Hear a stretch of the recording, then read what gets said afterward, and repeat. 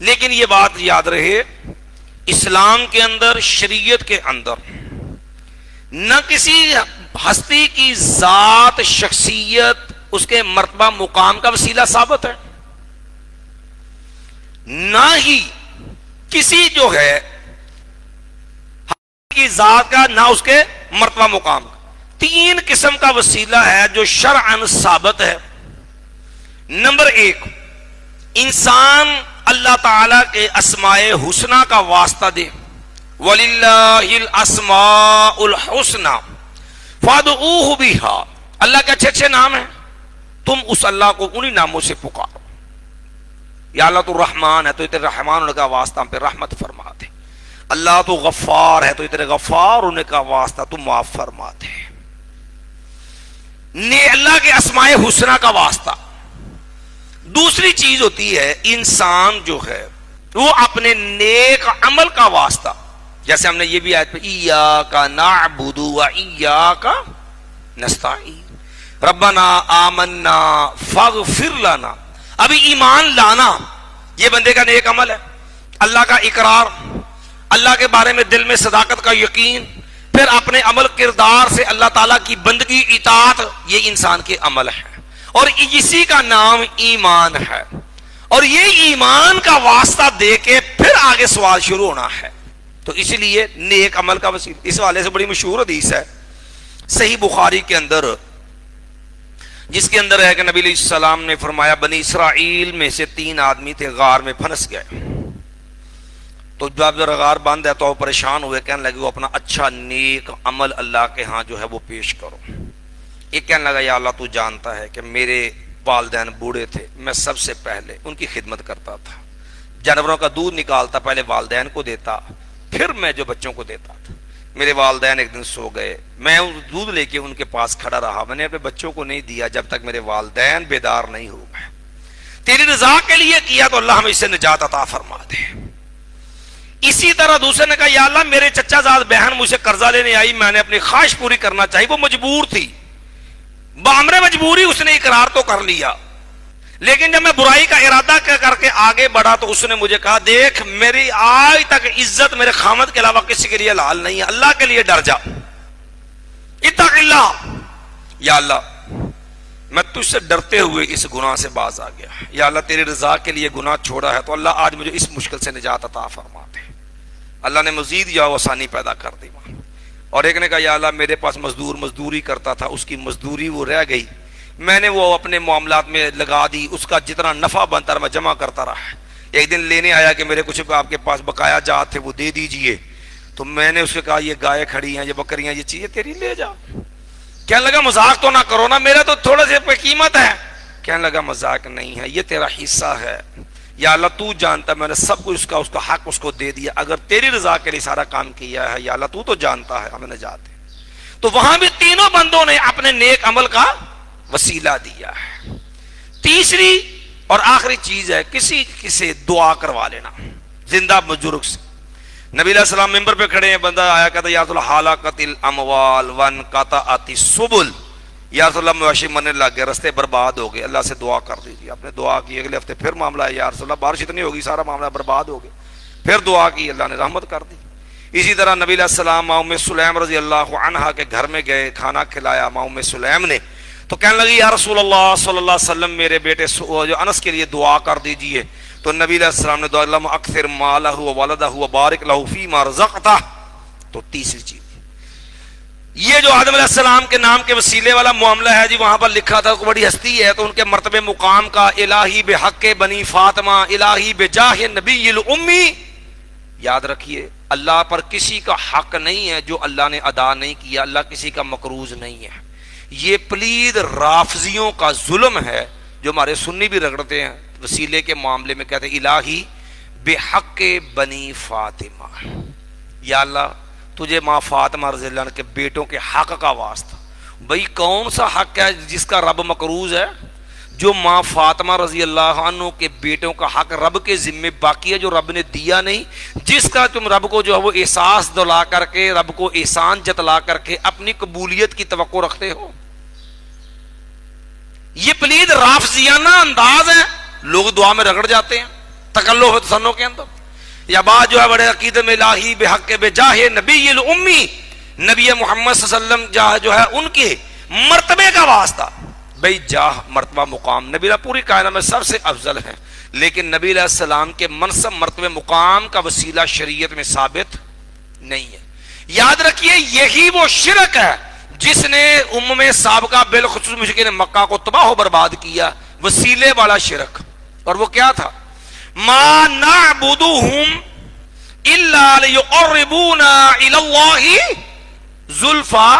بھئی ہم ان کو معبود نہیں سمجھتے، ہم تو اس لیے ان کی عبادت کرتے ہیں تاکہ یہ ہمیں اللہ کے قریب کرتے ہیں. جو ہمارے بھی وہاں میں مشہور ہوتا نا، ساڑی سندا نہیں انہاں دی موڑدا نہیں، ساڑی انہاں اگے تے اے دی او دے اگے.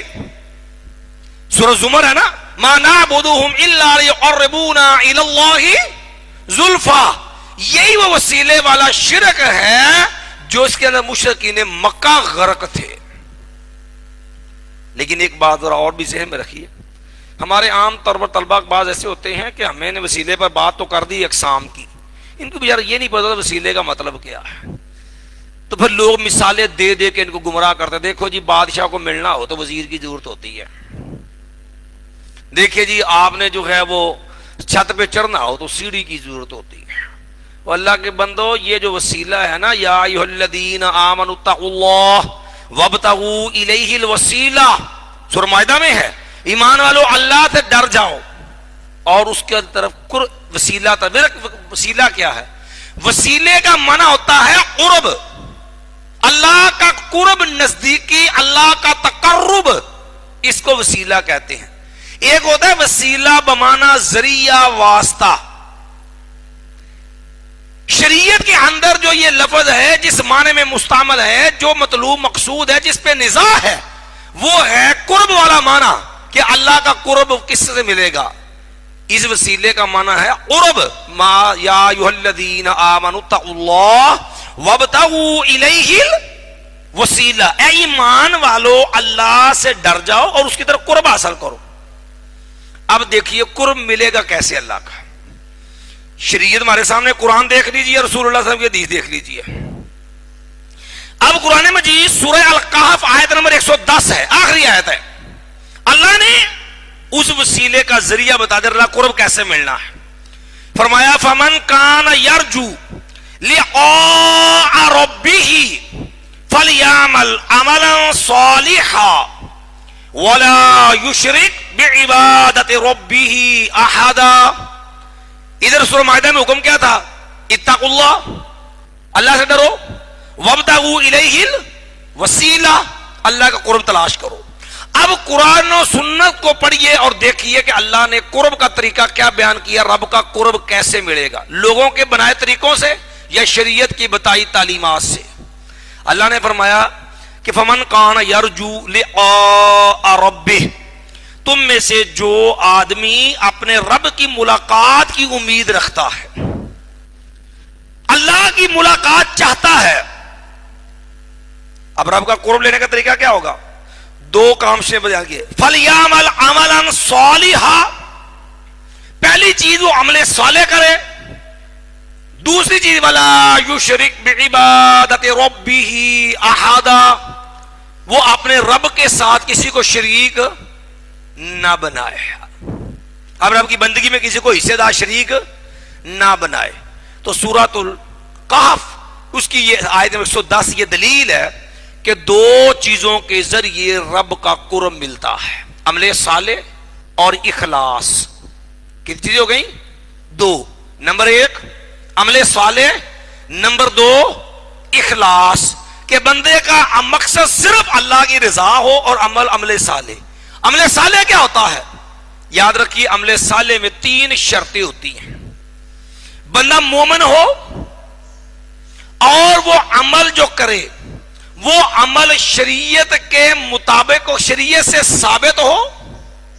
نمبر 1 بندہ مومن ہو، عمل شریعت کے مطابق ہو، شریعت سے ثابت بھی ہو، شریعت کے مطابق بھی ہو. دو باتیں ہیں، شریعت سے ثابت بھی ہو وہ عمل، شریعت کے مطابق بھی ہو. پھر عمل صالح، مقصد اللہ کو راضی کرنا ہو۔ اب دیکھو نوح علیہ السلام کا بیٹا تھا نا، اللہ تعالیٰ نے کہا انہو لیس من اہلک، میرے نوح علیہ السلام یہ آپ کے اہل میں سے نہیں ہے۔ یا اللہ وجہ ما انہو عمل غیر صالح، بیٹا وہ آپ کا ہے پر اس کے عمل صالح نہیں ہے، وہ مومن ہی نہیں تھا، اس میں ایمان ہی نہیں تھا۔ تو عمل صالح اس کا عمل بنے گا جس کے اندر عمل ایمان والی بنیاد ہو، مومن ہو، عمل شریعت کے مطابق ہو۔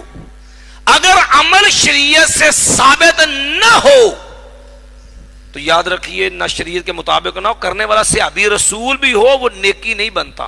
بڑا معروف واقعہ صحیح بخاری میں، ایک صحابی نے کہا، نبی عمل پوچھے امی عائشہ سے، اللہ کے نبی عمل کیا کرتے ہیں؟ کہا ساری رات اللہ کے نبی علیہ السلام کے اعمال بتلائے گئے تو انہوں نے سوچا کہ آپ تو مغفور ہیں، تو آپ کے اتنے عمل ہیں میں تو زیادہ کرنے چاہیے۔ ایک کہنے لگا ساری رات نماز پڑھوں گا، دوسرے نے کہا ساری زندگی روزے رکھوں، تیسرے نے کہا میں نے شادی نہیں کرنی۔ آپ نے بلایا، میں دیکھو انا اصلی و ارقد و اصوم و افطر و اتزوج النساء، میں رات سوتا بھی ہوں، میں رات کو عبادت مات بھی پڑھتا ہوں، میں روزہ رکھتا بھی ہوں، روزہ چھوڑتا بھی ہوں، وَأَتَزَوَّجُ النِّسَاء، اور میں محمد صلی اللہ علیہ وسلم نے عورتوں سے شادی بھی کر رکھی ہے۔ فَمَنْ رَغِبَ عَنْ سُنَّتِي فَلَيْسَ مِنِّي، جسے میرا طریقہ چھوڑ کر میرے کو تعلق۔ اب دیکھو عمل یہ شریعت سے ثابت ہے پر شریعت کے مطابق نہیں ہے، اور بھی اس کی مثالیں ہیں، تفصیل کا وقت نہیں ہے، ہم نے چونکہ آگے بھی اپنا کام پڑھانا ہے، تو بات سمجھ آ گئی۔ عمل صالح مقصد اللہ کی رضا ہو، اگر اللہ کی رضا مطلوب نہ ہو بڑے بڑے عمل ضائع ہو جاتے ہیں۔ جہنم تین میں سے بھڑکائی جانی ہے، شہید، سخی اور اس کے علاوہ قاری قرآن، عمل بہت بڑے ہیں لیکن ریاکاری دکھلاوا آ گیا، وہ عمل صالح نہیں رہا۔ تو اللہ نے جو ہے وہ قرب کا طریقہ بتایا، فمن کان یرجو لقاء ربہ فلیعمل عملا صالحا ولا یشرک بعباد ربہ احدا۔ تو اللہ کا قرب کیسے ملے گا؟ جو اللہ کا قرب ملے گا عمل صالح اور اخلاص سے، اور عمل صالح کی تفسیر بھی ہم نے واضح کر دی۔ اس حوالے سے لوگ جو عام طور پر چیزیں پیش کرتے ہیں، یاد رکھیں بہت ساری، پہلے نمبر پر تو یہ مسئلہ عقیدے کا ہے، یہ وسیلے کا مسئلہ عقیدے کا مسئلہ ہے۔ شریعت سے قرب ملنے کا طریقہ ہمیں وہی معتبر ہوگا شریعت نے بتایا۔ اب دیکھیے ہمارے ہاں جتنے بھی یہ احناف ہیں، عقیدے میں دیوبندی بریلوی دونوں اس مسئلے کے اندر جو ہے وہ جو ہے راستے سے ہٹ کے گئے۔ اب یہ آدم علیہ السلام کی توبہ کا وسیلہ، دیگر معاملات جو ہے روایت پیش کریں گے کہ نبی علیہ الصلوۃ والسلام بارش نہیں ہو رہی تھی تو امی عائشہ رضی اللہ عنہا سے کہا گیا، تو امی عائشہ نے قبر مبارک سے جو ہے وہ پیچھے ہٹا دیا، جو ہے دروازے سے چھت سے سوراخ کر دیا، وہ چھت کو کھولا گیا تو قبر اور نبی علیہ آسمان کے درمیان رکاوٹ ختم ہو گئی تو بارش شروع ہو گئی، کہ نبی علیہ السلام کی قبر مبارک کا وسیلہ۔ یاد رکھیے یہ روایت جو ہے دارمی کے اندر موجود ہے لیکن یہ روایت بھی ثابت نہیں ہے۔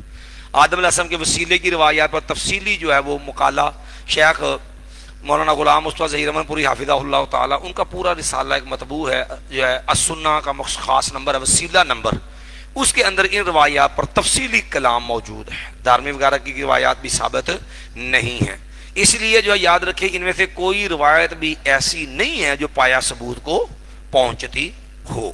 خاص کر جب یہ مسئلہ عقیدے کا بنے گا تو اس کے اندر تو حنفیہ کے ہاں یا تو مجھے جو ہے وہ قرآن کی قطعی آیت چاہیے، خبر واحد سے عقیدہ صحیح بھی ہو، عقیدہ ثابت نہیں ہوتا ان کے ہاں، نہ دیوبندیوں کے ہاں نہ بریلویوں کے ہاں۔ ٹھیک ہے جی، اس سے آگے بڑھیے جی بات چلی تھی ایاک نعبد و ایاک نستعین، تو ہم نے بتا دیا کہ ہم وسیلے کے منکر نہیں ہیں لیکن جو وسیلہ شرعی ہے اس کے ہم قائل ہیں، جو بدعی ہے وہ چونکہ شریعت سے ثابت نہیں اس لیے ہم اس کو قرب کا ذریعہ نہیں مانتے۔ اب دیکھو نا قرب کے لیے لوگ اپنے آپ کو اپنے نفس کو جتنی رہبانیت ہے، جسے قرآن نے کہا وَرَهْبَانِ ابْتَدَعُوهَا مَا كَتَبْنَا عَلَيْهِمْ، یہ نفس کشی کے طریقے، یہ اپنے آپ کو سزا عذاب دینے کے جتنے عیسائیوں کے طریقے تھے، جنگلوں میں نکل جانا، گھر بار چھوڑ دینا، شادیاں نہیں کرنا اور اپنے آپ کو تکلیفوں میں رکھنا، یہ سارے کس لیے تھے؟ قرب الہی کے لیے تھے۔ لیکن اسلام رہبانیت کے کسی طریقے کی قائل نہیں ہے. یہ جو ملنگ سسٹم ہے یہ سارا اپنے آپ کو تقرب کے کھاتے میں رکھنے والا سسٹم ہے سارا, لیکن یہ سارے کا سارا جاہلانہ اور کفر سے ماخوذ طریقہ کار ہے. تو ایک بات جو ہے وہ آپ نے یہ ذہن میں رکھنی ہے کہ اللہ نے یہاں دعا کا ادب سکھایا کہ اللہ کی تعریف کرو, پھر اپنے نیک عمل کا وسیلہ. گویا کہ یہاں انسان کو ترغیب دی گئی, عبادت صرف ایک اللہ کی کرنی ہے, اسی کے سامنے عاجزی انکساری اختیار کرنی ہے, اور اپنی عبادت رب کے لیے خاص کرو, اس میں کسی کو شریک حصے دار نہیں بنانا. ایاک نعبد, تیسری چیز خاص تیری ہی ہم عبادت کرتے ہیں. عبادت ہوتی کیا ہے؟ ہمارے معاشرے کے اندر ایک یہ بھی سقم ہے, ہمارے ہاں عبادت کا مفہوم بڑا ہی مختصر ہے. گویا کہ چند معروف اسلامی عبادات کے بعد ان کا اسلام ختم ہو جاتا ہے. کیا کہتے ہیں؟ دیکھیں نماز روزہ حج زکات, بچہ پیدا ہوا تو کانزان کہہ دو, جوان ہوا ہے تو شادی کر دو, باقی نماز و حج زکات, مر گیا جنازہ پڑھ دو, اسلام پورا ہو گیا اس کا. باقی آپ نے ملحدین کا ایک جملہ سنا ہوگا, جو ہمارے بہت سارے جو نام نہاد مصلحین, حقیقت میں مصلح نہیں ہوتا, یہ شرپسند ہوتے, سب سے بڑے بدبخت, جو کہتے جو جہاں لگا رہنے دو جی, اپنی چھیڑو نہیں کسی کی, اپنی چھیڑو نہیں, چھوڑو نہیں کسی کی, چھیڑو نہیں, سب اچھا. اب کیا ہے اس کے بعد؟ بھئی دین پرائیویٹ مسئلہ ہے. یہ ملحدین کا ایک ظالمانہ حملہ ہے. دین پرائیویٹ مسئلہ نہیں ہے, دین اسلامی معاشرے کا بنیادی مسئلہ ہے. جب تک معاشرے میں لوگوں میں معاشرہ ریاست دین کے مطابق نہیں ہوگی, امن و سکون نہیں ہو سکتا. اس لیے پہلے عبادت کا مفہوم سمجھیے. عبادت کیا ہے؟ کل ما یحبہ اللہ ویرضا. عبادت کی سادی تعریف ہے کل ما یحبہ اللہ ویرضا. ہر وہ چیز جس کو اللہ تعالی پسند کرتا ہے, جس پہ اللہ راضی ہے, وہ عبادت ہے. آپ کا دائیں ہاتھ پہ کروٹ پہ لیٹنا بھی عبادت ہے, آپ کا وضو کر کے سونا بھی عبادت ہے, آپ کا اللہ کے عذاب سے ڈرنا بھی عبادت ہے, جنت کی امید رکھنا بھی عبادت, اللہ کی رحمت کی امید رکھنا بھی عبادت ہے, خوف بھی عبادت ہے, رجا بھی عبادت ہے, اللہ پہ توکل اعتماد وہ بھی عبادت ہے, دعا بھی عبادت ہے, نظر و نیاز بھی عبادت ہے. جب ہمارے ہاں لوگوں میں عبادت کا مفہوم کلیئر نہیں ہوتا, اس کا نقصان یہ ہوتا ہے کہ لوگ شرک بھی کرتے ہیں اور سمجھتے ہیں کہ ہم نے شرک, غیر اللہ سے, مردوں سے دعائیں مانگتے ہیں کہ نہیں مانگتے ہیں. اب دعا عبادت ہے کہ نہیں؟ قرآن مجید کو پڑھ کے دیکھ لو. وَقَالَ رَبُّكُمُ ادْعُونِي أَسْتَجِبْ لَكُمْ, تمہارا رب نے کہا مجھ سے دعا کرو, میں تمہاری دعا کو قبول کروں گا. ان الذین یستکبرون عن عبادتی, جو میری عبادت سے کیا کرتے ہیں؟ تکبر. اب دوبارہ پھر آیت پڑھیے, پیچھے ذکر ہے کس چیز کا؟ ان الذین یستکبرون, پیچھے فرمایا وقال ربکم ادعونی, مجھ سے دعا کرو میں دعا کو قبول کروں گا. آگے فرمایا ان الذین یستکبرون عن عبادتی, اسی دعا کو کیا قرار دیا؟ عبادت. پھر جامع ترمذی میں یہ حدیث ہے, بڑی معروف حدیث ہے, نبی کریم صلی اللہ علیہ وسلم نے الدعاء هو العبادہ, دعا کیا ہے؟ عبادت. اب جب یہ دعا جو انسان کی مسکینی, تذلل, عاجزی, انکساری کا ایک بہت بڑا انداز ہے, یہ عبادت ہے, یہ کس کے آگے لائق ہے؟ اللہ کے. تو یہ دعا کس سے کرتے ہیں؟ مردوں سے مانگتے ہیں, فوت شدگان سے, کبھی بھی عبدالقادر جیلانی سے, کبھی جناب پہ جائے بابا علی حجویری سے, کبھی جو ہے وہ کسی بزرگ سے. ٹھیک ہے جی. اب بتلائیے, یہ دعا بالاتفاق عبادت ہے, قرآن سے عبادت کہتا ہے, رسول اللہ صلی اللہ علیہ وسلم عبادت کہتے ہیں. لیکن جب یہی دعا تم کسی فوت شدگان سے مانگو گے تو اب بتلائیے یہ عبادت کس کی ہوئی؟ کسی فوت شدہ آدمی کی ہوئی نا, حق رب کا تھا, دے کس کو دیا؟ اس مردہ آدمی کو. بتوں مردوں سے تجھ کو امیدیں, خدا سے نا امیدی, بتا تو صحیح اور کافری کیا ہے؟ بات سمجھے؟ تو یہ ظلم کیوں ہوا؟ اس ظلم کی بنیاد ہمیں عبادت کا تصور اور مفہوم ہی سمجھ نہیں آتا. لوگ یہی سمجھتے ہیں کہ سارا نماز حج پاٹ کر لیا بس سارا نماز یہ، باقی میں جانوں میرے مسائل جانے دین پر آئی، باقی میرا اپنا گھر دا فرضی مسئلہ جیسے مرضی کرتا رہوں. حالانکہ اس چیز کا نام عبادت نہیں ہے. عبادت تیرے میرے ایک ایک لمحے کے ایک ایک حرکات و سکنات میں عبادت شامل ہے. مَا إِيَّاكَ نَعْبُدُ، تو اس لیے عبادت کی ترغیب ذہن میں رکھیے. اس کے تحت آپ جب جائیں گے پھر یہ ساری چیزیں جو ہم نے پہلے بھی آپ گنوائی ہیں، کیا توکل، کیا خوف، کیا رجا، امید، دعا، نظر، نیاز، یہ ساری چیزیں اس کے اندر شامل ہیں عبادت میں. تو یہ حق کس کا ہوا؟ اللہ کا. دعا کریں گے تو کس سے؟ اللہ سے. نیاز دیں گے، نظر دیں گے عبادت کے تو کس کی؟ اللہ کی. نیاز اپنے رب کے لیے جو ہے وہ صدقہ کرنا تاکہ میری دعا قبول ہو جائے، اپنی نیکی کا عمل کر کے دعا کرنا، یہ نیاز ہے. کیا سمجھیں؟ یہ بھی عبادت ہے. ہمارے ہاں یہاں پر ہوتا ہے جی ایتھے نیاز کے نام کے اوپر 11ویں کول ساتا چالیے، یہ ہم بات آگے کریں گے، یا جہاں پر انہوں نے اہل بدع نے کی یہ بات ہم وہاں کے لیے چھوڑ دیتے ہیں. وَإِيَّاكَ نَسْتَعِينُ، اور خاص تجھ ہی سے ہم مدد مانگتے. عام ترجمہ ہوگا صرف تجھ ہی سے ہم مدد مانگتے ہیں، استعانت. اب دیکھیے وَإِيَّاكَ نَسْتَعِينُ، اور تجھ ہی سے ہم مدد مانگتے ہیں. یاد رکھیے یہ استعانت دو طرح سے ہے. ایک ہوتی ہے تحت الاسباب، مدد طلب کرنا. آپ بیمار ہیں، ڈاکٹر سے دوائی لیتے ہیں، آپ نے باہر جانا ہے کہیں دور، آپ کو جو ہے سواری چاہیے، آپ کسی سے لفٹ لے لیتے ہیں کہ جناب مجھے وہاں اتار دینا. آپ کو قرضہ چاہیے، آپ کسی سے ادھار لے لیتے ہیں، تعاون ہے نا آپ کا، ٹھیک ہے جی. کوئی آدمی بیچارہ مشکل میں پڑا ہے، اس کا بوجھ اٹھوا دیتے ہیں، یہ تعاون ہے، یہ ظاہری اسباب کے تحت تعاون ہے.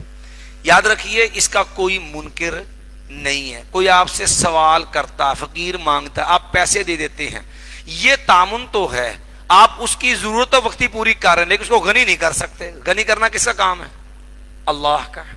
آپ نے ڈاکٹر سے دوائی لی، ڈاکٹر کا کام دوائی دینا ہے، شفا کون دے گا؟ آپ بے اولاد ہیں، اولاد چاہیے، علاج کرواتے ہیں.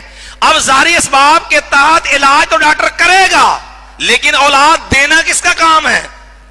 اللہ کا ہے. تو ظاہری اسباب کے تحت تعاون. دیکھو نا جی 15 ہے جی، کس لیے؟ آپ کو مدد چاہیے پولیس کی، آپ 15 ڈائل کیجئے.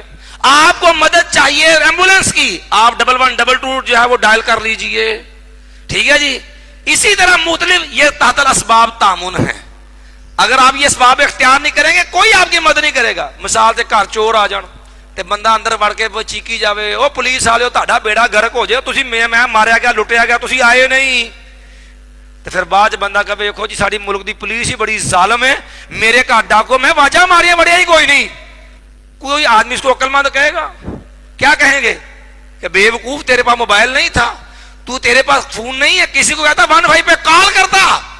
تو انسان جو ہے اس کے معاملات منسلک ہیں اسباب کے ساتھ. لوگوں کا تعاون ایک دوسرے سے ہوتا ہے اسباب کے تحت.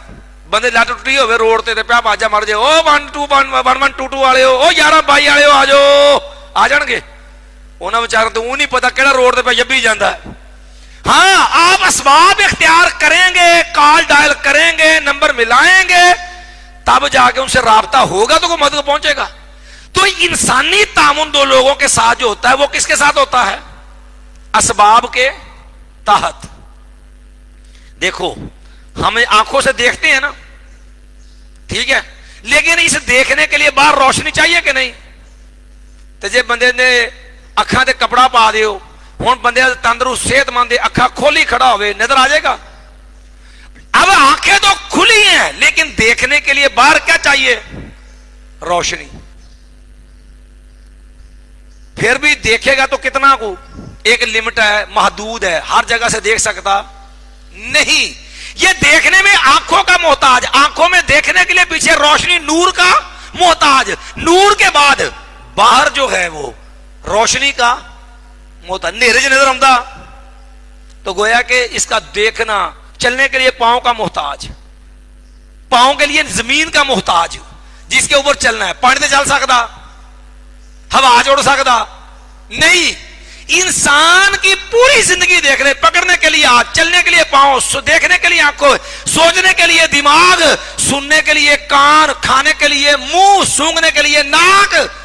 انسان کی پوری زندگی فطری طور پہ اسباب پہ کھڑی ہے، اسباب سے ماورا نہیں ہے. تو یہ جو اللہ کا حکم تعاونوا علی البر والتقوی ولا تعاونوا علی الاثم یہ اسباب کے تحت ہے، اس کا کوئی منکر نہیں ہے، تعاون کرنا چاہیے، یہ شریعت کی ترغیب ہے، حق ہے. وَتَعَاوَنُوا عَلَى الْبِرِّ وَالتَّقْوَى وَلَا تَعَاوَنُوا عَلَى الْإِثْمِ وَالْعُدْوَانِ.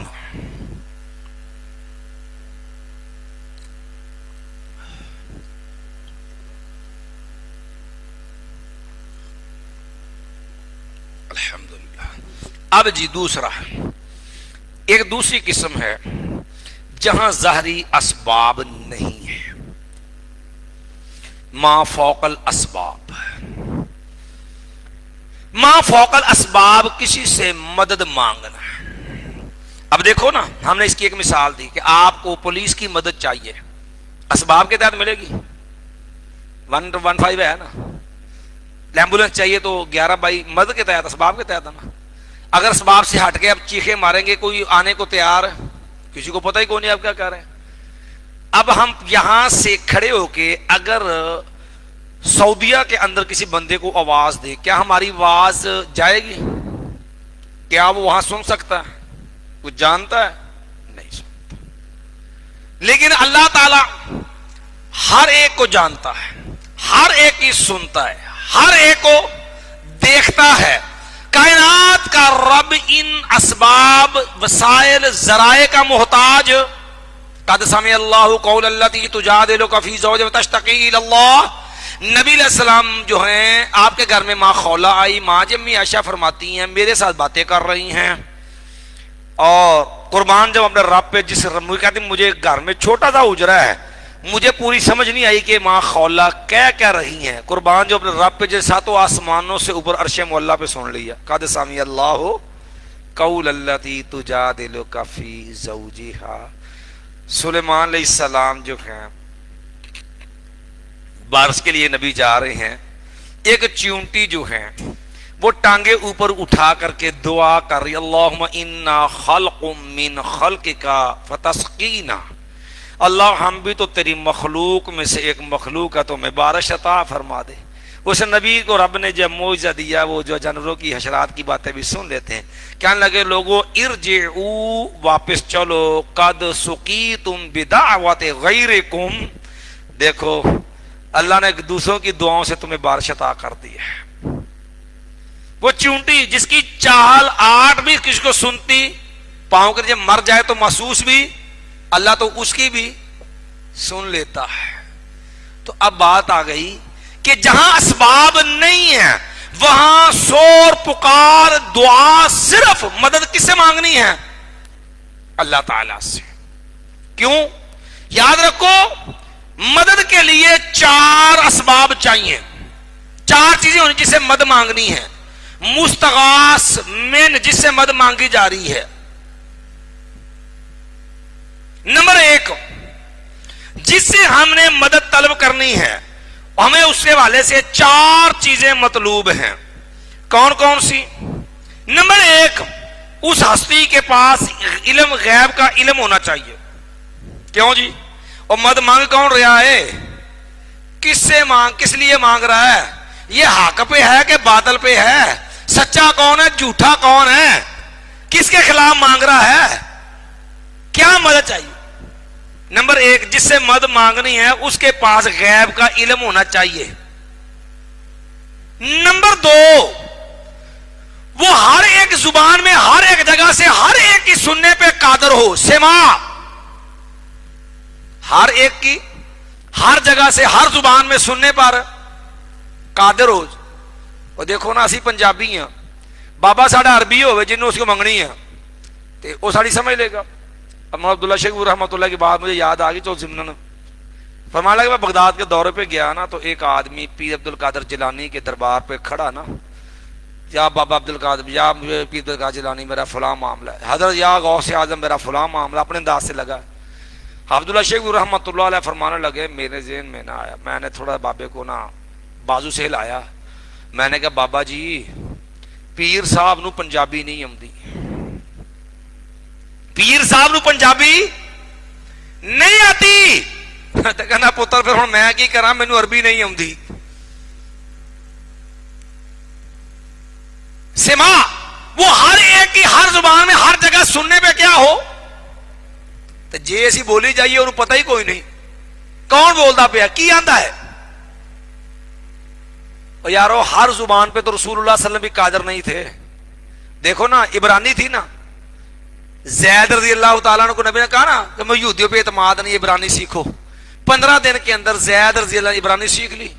نبی علیہ السلام پوری کائنات سے افضل اعلیٰ ہے، لیکن ہر زبان رسول اللہ بھی نہیں جانتے تھے۔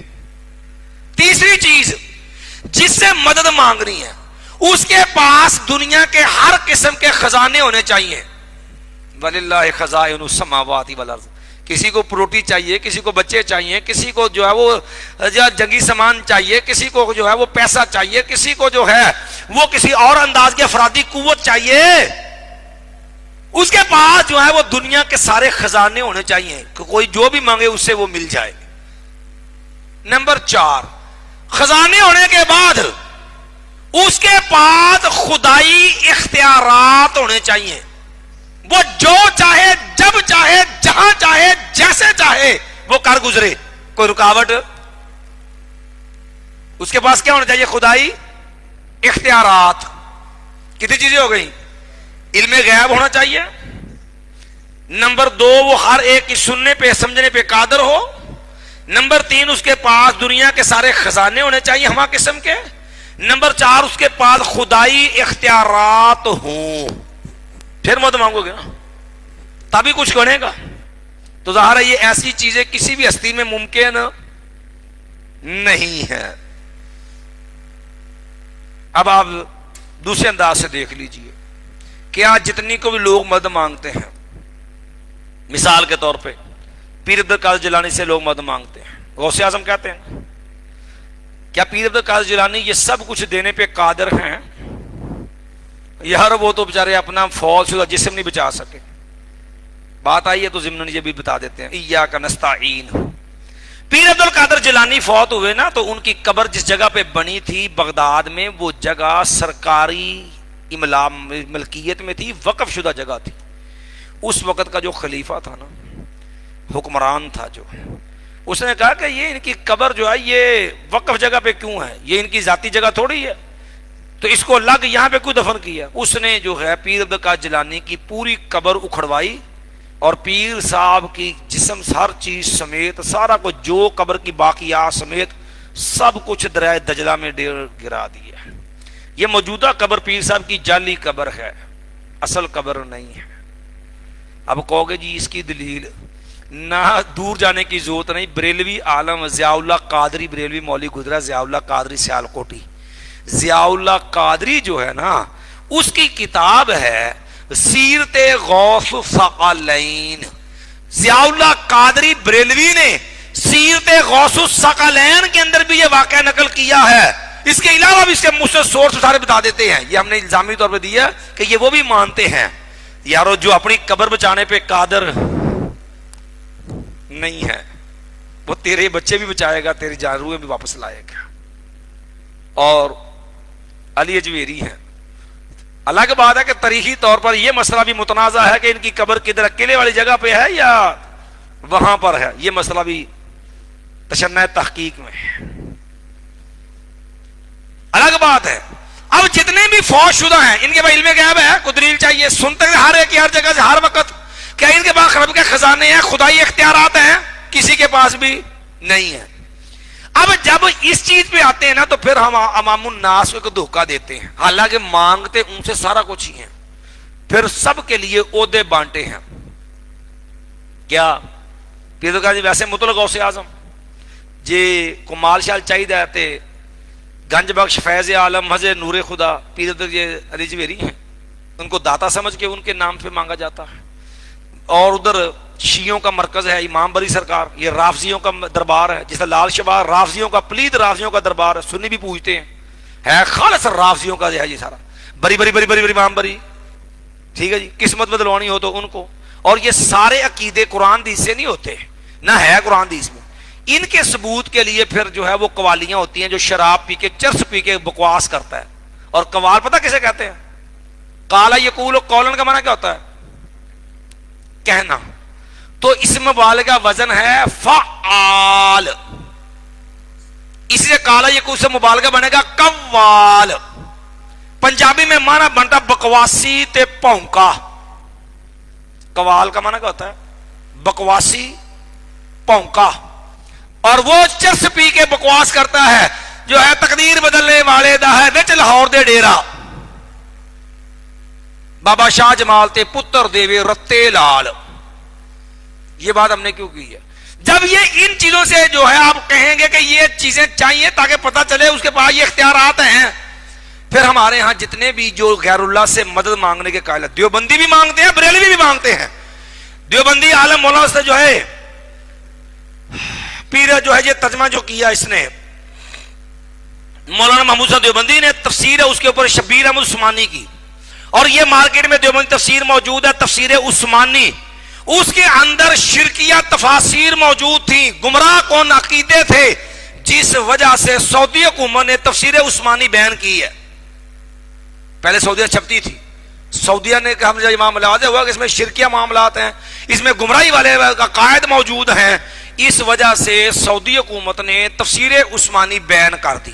انہیں شرکیہ معاملات میں سے اسی آیت کی تفسیر ایاک نعبد و ایاک نستعین کے تحت شبیر عثمانی نے لکھا ہے اگر کوئی آدمی کسی مقبول بندے کو، نیک بندے کو، مقبول بندے کو محض واسطہ الہی سمجھ کے کہ یہ میرے رب کے طرف واسطہ ہے، اور غیر مستقل سمجھ کر، یعنی اس کا ذاتی اختیار کوئی نہیں ہے، اصل اختیار اسی کے ہیں، لیکن یہ کیا ہے اس کے ذریعے سے ملتا ہے، یہ دیتا ہے.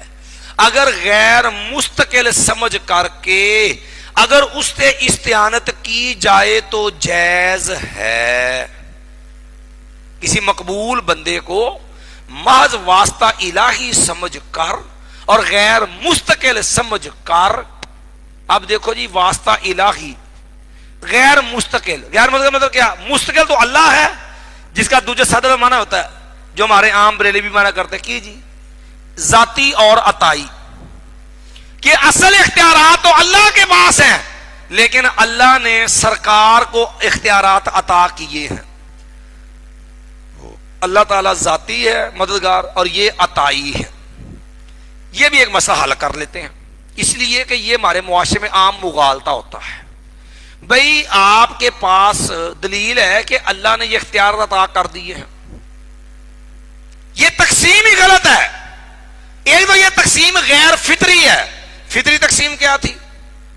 اسباب اور غیر اسباب والی، کہ انسانی زندگی اسباب پہ کھڑی ہے، انسانی معاملات اسباب سے منسلک ہیں، اور انسان اور رب کے درمیان اسباب کی ضرورت نہیں، اللہ اسباب کا محتاج نہیں. یہ شرعی اور فطری تقسیم ہے.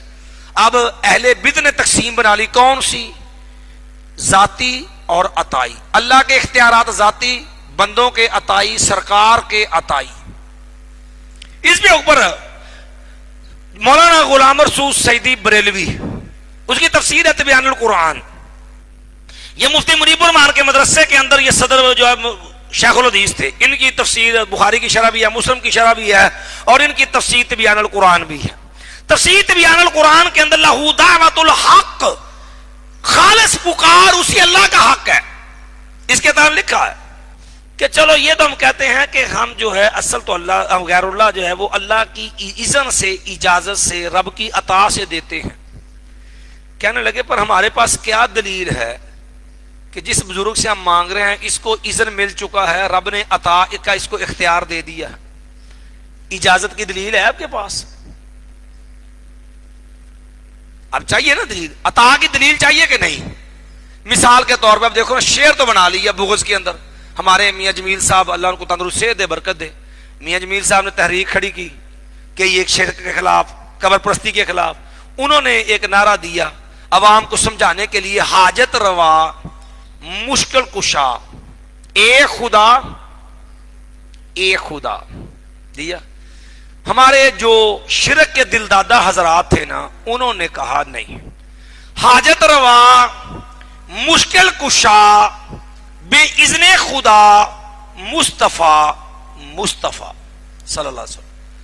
اچھا بھی اللہ کی اجازت سے نبی علیہ السلام حاجت روا مشکل، بھئی نبی علیہ السلام کو اللہ نے امت کی مشکل کشائیوں کی اجازت دی ہے کہ آپ نے زندگی میں فوت ہونے کے بعد تحت الاسباب فوت مشکل کشائیاں آپ نے کرنے کو دلیل دے دیجئے. آپ اسی پیٹرن کو سامنے رکھ لیے، یہ طریقہ، یہ نمونہ سامنے رکھیے. کہتے ہیں کہ یہ بزرگ جو اللہ کی عطا سے مدد کرتے ہیں، علی داتا صاحب ہے، علی جویری جن کو کہتے ہیں، یہ لوگ داتا کہتے ہیں. کہتا جی داتا دینے والا اللہ کی عطا سے دیتے ہیں. اصل اللہ کے اختیارات ذاتی ہیں، سرکار کے عطائی. بھئی چلو آپ نے سائن بورڈ لکھ کے لگا دیا، جو پیر معین الدین چشتی نے جب یہاں چلا کاٹا تو جاتے شعر پڑھ گئے، گنج بخش فیض عالم مظہر نور خدا ناکسارا پیر کاملہ را رہنما، گنج بخش خزانے دینے والا، فیض عالم جہان کا جو ہے وہ نفع، مظہر نور خدا رب کے نور کے ظاہر ہونے کی جگہ، مظہر نور ناکسارا پیر کاملہ را رہنما، سب سے کامل پیر. ہم نے کہا چلو گنج و خزانے دینے والا، جی آپ عطائی چلا عقیدہ ہی رکھ لیں. چلیے اسی پہ آ جاتے ہیں بات سمجھنے کے لیے. قرآن تو کہتا ہے ایاک نستعین. اب جو فوت ہو جائے، مردہ جو ہوتا ہے، اس کی آنکھیں ہوتی دیکھنے پہ قادر نہیں، ہاتھ ہوتے پکڑنے پہ قادر نہیں، پاؤں ہوتے چلنے پہ قادر نہیں، جسم ہوتا حرکت دینے پہ قادر. اللہ نے کہا نا ان لتدعون من دون اللہ عباد امثالکم، جن کو تم اللہ کے علاوہ پکارتے ہو، عبادت کرتے ہو، وہ تم جیسے بندے ہیں. الہم ارجل یمشون بها ام لهم عید یبطشون بها ام لهم اعین یبصرون بها ام لهم آذان یسمعون بها. ان کے ہاتھ ہیں، کیا ان ہاتھ سے پکڑ سکتے ہیں؟ مردے کی تعریف یہ ان کے یہ اعضاء ہیں، پر وہ ان کو استعمال پہ قادر نہیں ہیں، یہ مردہ ہے. اب آپ جو عطا کی دلیل دے دیجئے کہ اب پیر عبدال کا جو ہے علی جویری رحمۃ اللہ علیہ، اللہ نے اس کو خزانے دینے کی اجازت دی، اختیار دیا ہے جی، یا قرآن دے دیجئے، رسول اللہ کی حدیث پڑھ دیجئے، آپ صحابہ کرام کا قول ہی پیش کر دیجئے. عطا کی دلیل چاہیے نا. بلا دلیل دعوی عطا، یہ تو مشرکین کا طریقہ تھا. ما نعبدهم الا لیقربونا الی اللہ زلفا ہؤلاء شفعاؤنا، ہمارے سفارشی نا اللہ کے ہاں. دلیل کیا؟ ابھی سفارشی ہے تمہارے ہاں. دلیل دے دیجئے کہ علی جویری کو اللہ نے اختیار دیا ہے. تم کہتا بری بری بری بری امام بری بری کھوٹی قسمت کر دے کھری. کیا قسمتیں تبدیل کرنے کا اختیار جو ہے وہ جو امام بری سرکار جن کو بنایا ہے، کیا امام بری سرکار جو ہے تمہاری، کیا رب نے اس کو تقدیریں تبدیل کرنے کا اختیار دیا ہے؟ شریعت قرآن تو صاف کہہ ہے، حدیث تو نبی نے واضح کہا ہے کہ لوگوں لا يرد القضاء الا الدعاء، اس کے علاوہ نہیں، وہ بھی تقدیر کا حصہ ہے. رفع جفت القلم، رفع القلم و جفت الصحف، جو لکھ دیا گیا، کلمیں اٹھا لی گئیں، صحیفے خشک ہو گئے، اب رب کا لکھا کو بدل نہیں سکتا. جو دعا کے ذریعے بدلتا وہ بھی تقدیر میں لکھا ہوا ہوتا ہے. آپ کہتے ہو بابا شاہ جمال تے پتر دیوے رتے لال، شاہ دولا جسے دے مولا، اسی کہنے نا پا رولا. سوال یہ ہے کہ سونا جا پتر چاہیے ہوئے تو بابے شاہ جمال کو جے کو وینگا چبا ڈینٹ والا چاہیے تے گجراتوں. دلیل ہے رب نے اختیار دیا کہ سونا جو ہے وہ اچھریوں ملے گا شاہ جمال تو تے وینگا چبا شہجا گجراتوں لبے گا. کیا رب نے یہ بچے دینے کا اختیار ان بزرگوں کو دیا؟ آپ کہتے ہیں عطائی، رب کے اختیارات ذاتی ان کے، بھئی دلیل دے دیں ان کو یہ اختیار عطا ہو گیا کہ سونے سلخنے پتر اچھریوں لبن گے شاہ جمالوں تے ذرا تھوڑے جے ڈینٹ والے جڑے نے وہ گجراتوں لبن گے. کوئی دلیل ہے؟ عطا کی دلیل چاہیے نا، او بلا دلیل دعوی عطا تو کوئی حیثیت نہیں رکھتا. تو اس لیے ایاک نعبد و ایاک نستعین، صرف تیری ہی عبادت کرتے ہیں اور تجھ ہی سے مدد مانگتے ہیں. اس لیے یہ استعانت کا مسئلہ. یہاں آخری بات اس ضمن میں، پھر بات آگے بڑھاتے ہیں. یہ میرے ہاتھ میں کتاب دیکھیں، اس کتاب کا نام ہے اعانت و استعانت. یہ پیر نصیر الدین نصیر گولڑوی ہے، فوت ہو گئے ہیں. یہ اس کی تصویر ہے، اس کتاب کے بیک پہ لگی ہوئی ہے.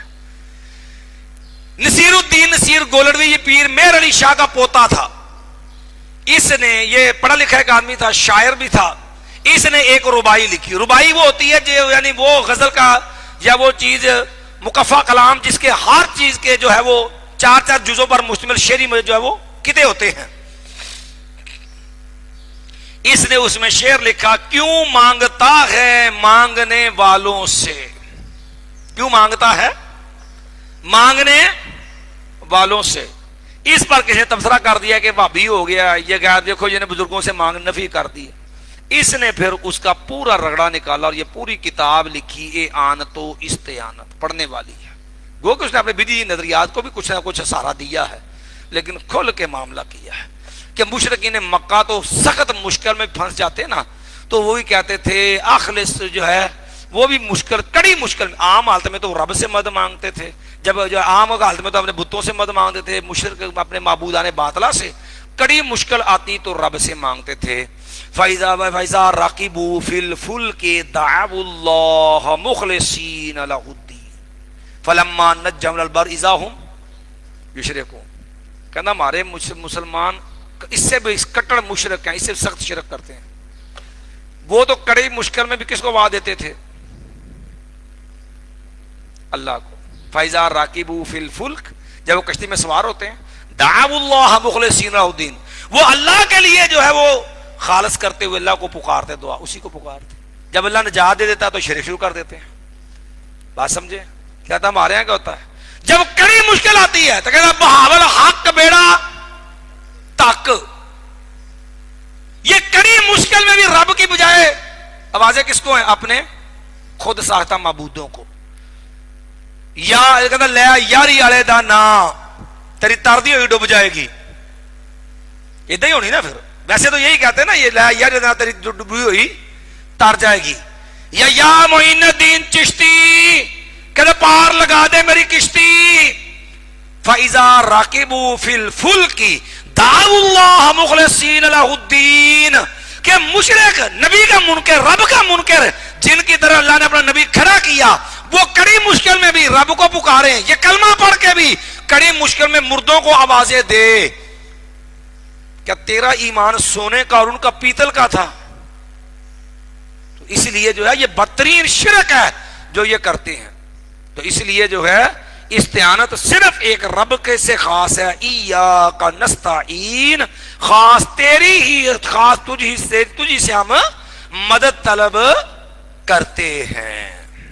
چلیے جی، اس پر اور بڑی باتیں ہیں، لیکن بہرحال موٹا بنیادی چیزیں ہم جو آپ کو سمجھائی وہ 3 ہیں. عبادت کی 2 قسمیں ہیں تحت استعانت کی، مدد مانگنے کی. ایک ظاہری اسباب کے تحت، چونکہ انسانی زندگی اسباب پہ کھڑی ہے اور یہ فطری طریقہ ہے. نمبر 2 ما فوق الاسباب، ٹھیک ہے جی، اور یہ صرف اللہ کے ساتھ خاص ہے، غیر سے مانگنا شرک ہے. تیسری چیز جو ہم نے آپ پر واضح کی کہ یاد رکھیے استعانت کے معاملے کے اندر یہ جو ذاتی عطائی کی تقسیم جو ہے یہ غیر فطری اور باطل تقسیم ہے. نمبر 2 یہ تقسیم دلیل کی محتاج ہے. جن جن ہستیوں کے لیے جو جو اختیارات تم نے بانٹ رکھے ہیں، کیونکہ رب نے تو اختیار نہ دیے، اور علی جویری کو دادا رب نے تو نہیں نہ کہا، پیر عبد القادر جیلانی کو غوث اعظم رب نے تو نہیں نہ کہا، اور بھائی دیکھو شاہ جمال کو سونے رتے لال پتر دینے والا رب نے تو نہیں نہ کہا، اور دیکھو نا وینگے چبے دینے والا شاہ دولہ اس کو رب نے تو نہیں نہ کہا شاہ دولہ یہ دے مولا، تم نے دیا نا. ان ہی الا اسماء سمیتموها انتم وآباؤکم، یہ نام ہے. ان ہی الا اسماء، یہ نام ہے. سمیتموها، انتم و آباؤکم، یہ نام تم نے رکھے، تمہارے باپ دادا نے رکھے ہیں. باقی ان کے یہ منصب کا حامل ہونا کہ یہ داتا ہے، یہ غوث اعظم ہے، یہ جو ہے وہ بگڑی بنانے والا ہے، یہ تقدیریں بدلنے والا ہے، یہ رتے پتر دینے والا ہے، یہ وینگے چبے دینے والا ہے، مایا ہے کہ یہ جو تم نے منصب دے رکھے ہیں، ما انزل اللہ بہا من سلطان، اللہ نے اس کی کوئی دلیل نہیں اتاری. ان ہی الا اسماء سمیتموها انتم وآباؤکم ما انزل اللہ بہا من سلطان، نام تم نے رکھے ہیں، رب نے کو دلیل. اس لیے جن جن ہستیوں کو جو جو منصب دیے ہیں تم اس کے عطا کی قرآنی دلیل رسول اللہ سے دے دو تاکہ یہ مسئلہ عقیدے کا ثابت ہو جائے. ہم ماننے کو تیار ہیں. اذ لیسا فلیسا، جب ان کے معبود ہونے کی، ان کے مشکل کشا ہونے کی دلیل نہیں تو ان سے مانگنا بھی جائز نہیں. یہ شرک بغاوت ہے اور یہ ناقابل معافی جرم ہے. ٹھیک ہے جی. وَإِيَّاكَ نَسْتَعِينُ. چلیے جی، اس سے آگے ہے اہدنا الصراط المستقیم. اہدی، تو رہنمائی کر. اب دعا شروع ہو گئی نا. مطلوب اہدی، ہدایت سے امر ہے، تو دکھلا نہ ہم کو الصراط، راستہ، المستقیم کون سا؟ سیدھا. تو ہم کو سیدھا راستہ دکھلا. زندگی کے ہر معاملے میں انسان محتاج ہے رہنمائی کا. زندگی کے ہر معاملے میں رہنمائی چاہیے. عبادات، معاملات، گھر بار کے معاملہ، یا اللہ ہر کام میں مجھے سیدھا رکھنا. یہ بات ہم نے کیوں کہی ہے؟ بعض لوگ کہتے ہیں دیکھو تانوں نماز پڑھن دا کی فائدہ؟ نماز بھی پڑھن رہے ہو تو نالے کہنا یا اللہ سانو ہدایت دے دے. اگے گمراہی تے کھلوتا ہے، پھر رہن دے نماز پڑھنو. کئی بدبخت کو شیطانوں نے گمراہ کیا ہوتا وہ نماز نہیں پڑھتے. کہتے تاڑے تو کہڑا ہدایت ہے، نماز پڑھ کے بھی کہنے اہدنا الصراط، سانو ہدایت دے دے. میں تسی گمراہ ہی ہو اگے، لہذا پھر نماز پڑھن دا کی فائدہ؟ یہ نماز پڑھ کے بھی ہدایت منگنی ہے، یہ مطلب پھر ہدایت نماز سے خارج ہے. یہ معنی کرتے ہیں، حالانکہ یہ معنی ہی غلط ہے. ہدایت کا معنی کیا ہوتا ہے؟ رہنمائی. ایک مومن، ایک بندہ ہر معاملے میں محتاج ہے اپنے رب کا، کہ ایک ایک معاملے میں اس کو جو ہے وہ سیدھا راستہ چاہیے، گمراہی سے بچاؤ چاہیے، غلط راستے سے تحفظ چاہیے، بچاؤ چاہیے. تو وہ کون دے گا؟ اللہ. اہدنا الصراط المستقیم. اور یہاں دوسرا مسئلہ بھی سمجھ لیجیے. قرآن مجید میں یہ ہدایت دو معانی میں استعمال ہوا ہے. ہدایت کا لفظ قرآن مجید میں دو معانی کے لیے آتا ہے. ہدایت کا ایک معنی ہوتا ہے اراءۃ الطریق، ارا یری اراءۃن، دکھلانا. اراءۃ الطریق، رستہ دکھلانا. ایک معنی ہدایت کا یہ ہے. ہدایت کا دوسرا معنی ایصال الی المطلوب. ہدایت کا دوسرا معنی کیا ہوتا ہے؟ ایصال، اوصالا یوصلو ایصالن، وصل سے بنا نا ایصال، پہنچانا. اللہ بولتا ہے ایصال ثواب. ایصال الی المطلوب، مقصد تک پہنچانا. یہ دو معنی ہدایت کے. کون کون سے؟ نمبر ایک اراءۃ الطریق، رستہ دکھلانا. نمبر دو ایصال الی المطلوب، مقصد تک پہنچانا. اب قرآن مجید میں دیکھیے دونوں طرح کے لفظ رسول اللہ صلی اللہ علیہ وسلم کے لیے استعمال ہوئے ہیں. ایک کے بارے میں اللہ کے نبی علیہ السلام کے لیے آیا انک لتہدی الی صراط مستقیم. یہ ہے پہلا معنی اراءۃ الطریق، رستہ دکھلانا. رستہ دکھلانا کیا ہے؟ وَإِنَّكَ، اور یقیناً آپ، لَتَهْدِي، یقیناً آپ رہنمائی کرتے ہیں، رستہ دکھلاتے ہیں. کس کا؟ کون سا؟ إِلَى صِرَاطٍ مُسْتَقِيمٍ، سیدھا رستہ. اس رستے کو دکھلانا، رہنمائی کرنا کس کا کام ہے؟ رسول اللہ صلی اللہ علیہ وسلم کا کام ہے. یہ ہدایت ہے. إِنَّكَ لَتَهْدِي إِلَى صِرَاطٍ مُسْتَقِيمٍ. یہ اراءۃ الطریق اس کی مثال ہے. دوسری جگہ اللہ نے فرمایا انک لا تہدی من احببت ولکن اللہ یہدی من یشاء. اے میرے پیغمبر علیہ السلام، انک لا تہدی، آپ ہدایت نہیں دے سکتے. انک لا تہدی من احببتا جس کو آپ پسند کرتے ہیں، جس سے آپ کو پیار ہے، ولیکن اللہ یہدی من یشاء اللہ جس کو چاہتا ہے ہدایت دے دیتا ہے۔ اب یہ کہا کہ ایمان سے نکال، کفر سے نکال کے ایمان میں داخل کر دینا، یہ رسول اللہ صلی اللہ علیہ وسلم کے اختیار میں نہیں۔ آپ رہنمائی کر سکتے ہیں، رستہ دکھلاتے تھے، لیکن کسی کے دل سے کفر نکال کے اس میں ایمان ڈال دینا یہ رسول اللہ صلی اللہ علیہ وسلم کے اختیار میں۔ دیکھو نا، چچا ابو طالب فوت ہو گیا، بڑا آپ کے ساتھ شفیع، ایک مشفقانہ بڑا محبت پیار کا تعلق تھا ابو طالب کا آپ کے ساتھ، بہت زیادہ قربت تھی، اور اس کی جدائی کا رسول اللہ صلی اللہ علیہ وسلم کو غم بھی بڑا ہوا۔ نبی علیہ السلام نے عرض کیا تھا، چچا جان، یا امی قل کلمۃ احاج لک بہا عند اللہ، صحیح بخاری ہے۔ چچا جان، یا امی، اے میرے چچا جان، قل کلمۃ، آپ لا الہ الا اللہ پڑھ لیجئے، اللہ کی توحید کا اقرار کر لیجئے، احاج لک بہا عند اللہ، میں آپ کے لیے رب کے ہاں دلیل پیش کروں گا۔ یا اللہ، میرے چچا نے کلمہ پڑھ لیا تھا۔ آپ صلی اللہ علیہ وسلم کے مقابلے میں ابو طالب کے پاس ابو جہل بیٹھا تھا، عبداللہ بن ابو امیہ بیٹھا ہوا تھا، وہ کفر کے امام جو اس وقت تھے وہ بیٹھے ہوئے تھے، اور وہ کہہ رہے تھے، دیکھیں کہ ابو طالب اترغب عن ملت عبد المطلب، آپ اپنے بڑوں کے دین کو چھوڑ دیں گے، دیکھنا کہیں یہ جو بڑوں کے پیچھے بڑوں کے دین سے منہ نہ پھیر لینا۔ نبی علیہ السلام کہتے ہیں، یا امی قل کلمۃ احاج لک بہا عند اللہ، ادھر عبداللہ بن ابو امیہ اور ابو جہل کہتے تھے، اترغب عن عبد المطلب، اترغب عن ملت آبائکم، اس قسم کے جملے وہ کہنے لگے ہوئے تھے۔ تو آخری جملہ جو ابو طالب نے کہا، علی ملت عبد المطلب، میں عبد المطلب کے دین پہ فوت ہو رہا ہوں، وَأَبَىٰ أَن يَقُولَ لَا إِلَٰهَ إِلَّا اللَّهُ، اور اس نے انکار کر دیا لا الہ الا اللہ پڑھنے کا ہے۔ ابو طالب کی موت کفر پہ ہوئی ہے، ایمان نصیب نہیں ہوا۔ یاد رکھیے، یہ رافضیوں کا مسئلہ ہے کہ انبیاء نسل در نسل، ابا و اجداد تہار اوپر تک سب مومن ہوتے ہیں۔ اہل سنہ والجماعہ، اس کے جتنے بھی گروہ فرق ہیں، سب کا اتفاق ہے کہ یہ کوئی ضروری نہیں ہے کہ انبیاء کے والدین ابا و اجداد اوپر تک سب کے سب مومن ہو۔ یہ اسلامی عقیدے کا مسئلہ نہیں، دونوں طرح کوئی معاملہ ہو سکتا ہے۔ اب دیکھو نا، ابراہیم کے والدین آزر تھے، اذ قال ابراہیم لابیہ آزر، قرآن واضح نص ہے باپ ہونے پر، لیکن آزر مومن نہیں تھا۔ نوح علیہ السلام کا بیٹا تھا، یا بنی ارکب معنا، بیٹا مادر کش میں سوار ہو، تو کہنے لگا سآوی الی جبل یعصمنی من الماء، کہا بیٹا، فرمایا بیٹا لا عاصم اليوم من امر اللہ، ادھر بیٹا ہے ادھر باپ ہے۔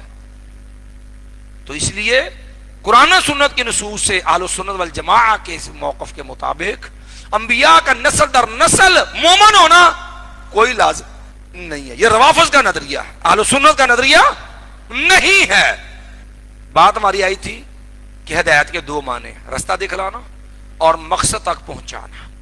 جو انک لتہدی الی صراط مستقیم، یہ ارات الطریق کا معنی ہے، رستہ دکھلانا، اور ایک ہے ایمان نکال، کفر نکال کے ایمان داخل کرنا۔ ایصال مطلوب، اس میں اللہ نے ساتھ کہا، جب ابو طالب کے آپ کو غم ہوا کہ ابو طالب کفر بہت ہوئے، تو اللہ نے آپ کو تسلی دی، میرے پیغمبر انک لا تہدی من احببت، آپ ہدایت نہیں دے سکتے ان کو جن کو آپ پسند کرتے ہیں، ولیکن اللہ یہدی من یشاء، اللہ چاہے ہدایت دے دے۔ یہاں ایک ضمن ایک اور عقیدہ بھی مسائل ہو گیا، نبی علیہ السلام مختار کل نہیں تھے، اور جب مختار کل ہوتے نبی کے سارے اختیار ہوتے، چچل کلمہ پڑھا لیندے کہ نہیں؟ کیوں جی؟ اگر نبی علیہ السلام جو مختار کل ہوتے، حق اختیار اللہ نبی کو دیا ہوتا، تو چچا کلمہ پڑھا لیتے کہ نہیں پڑھا لیتے؟ تو بہرحال یہ بھی ضمن مسئلہ حال ہو جاتا ہے۔ اہدنا الصراط المستقیم، یا اللہ تو رہنمائی کر ہماری سیدھے راستے کی۔ یہ صراط موصوف ہے، مستقیم صفت ہے، سیدھا رستہ۔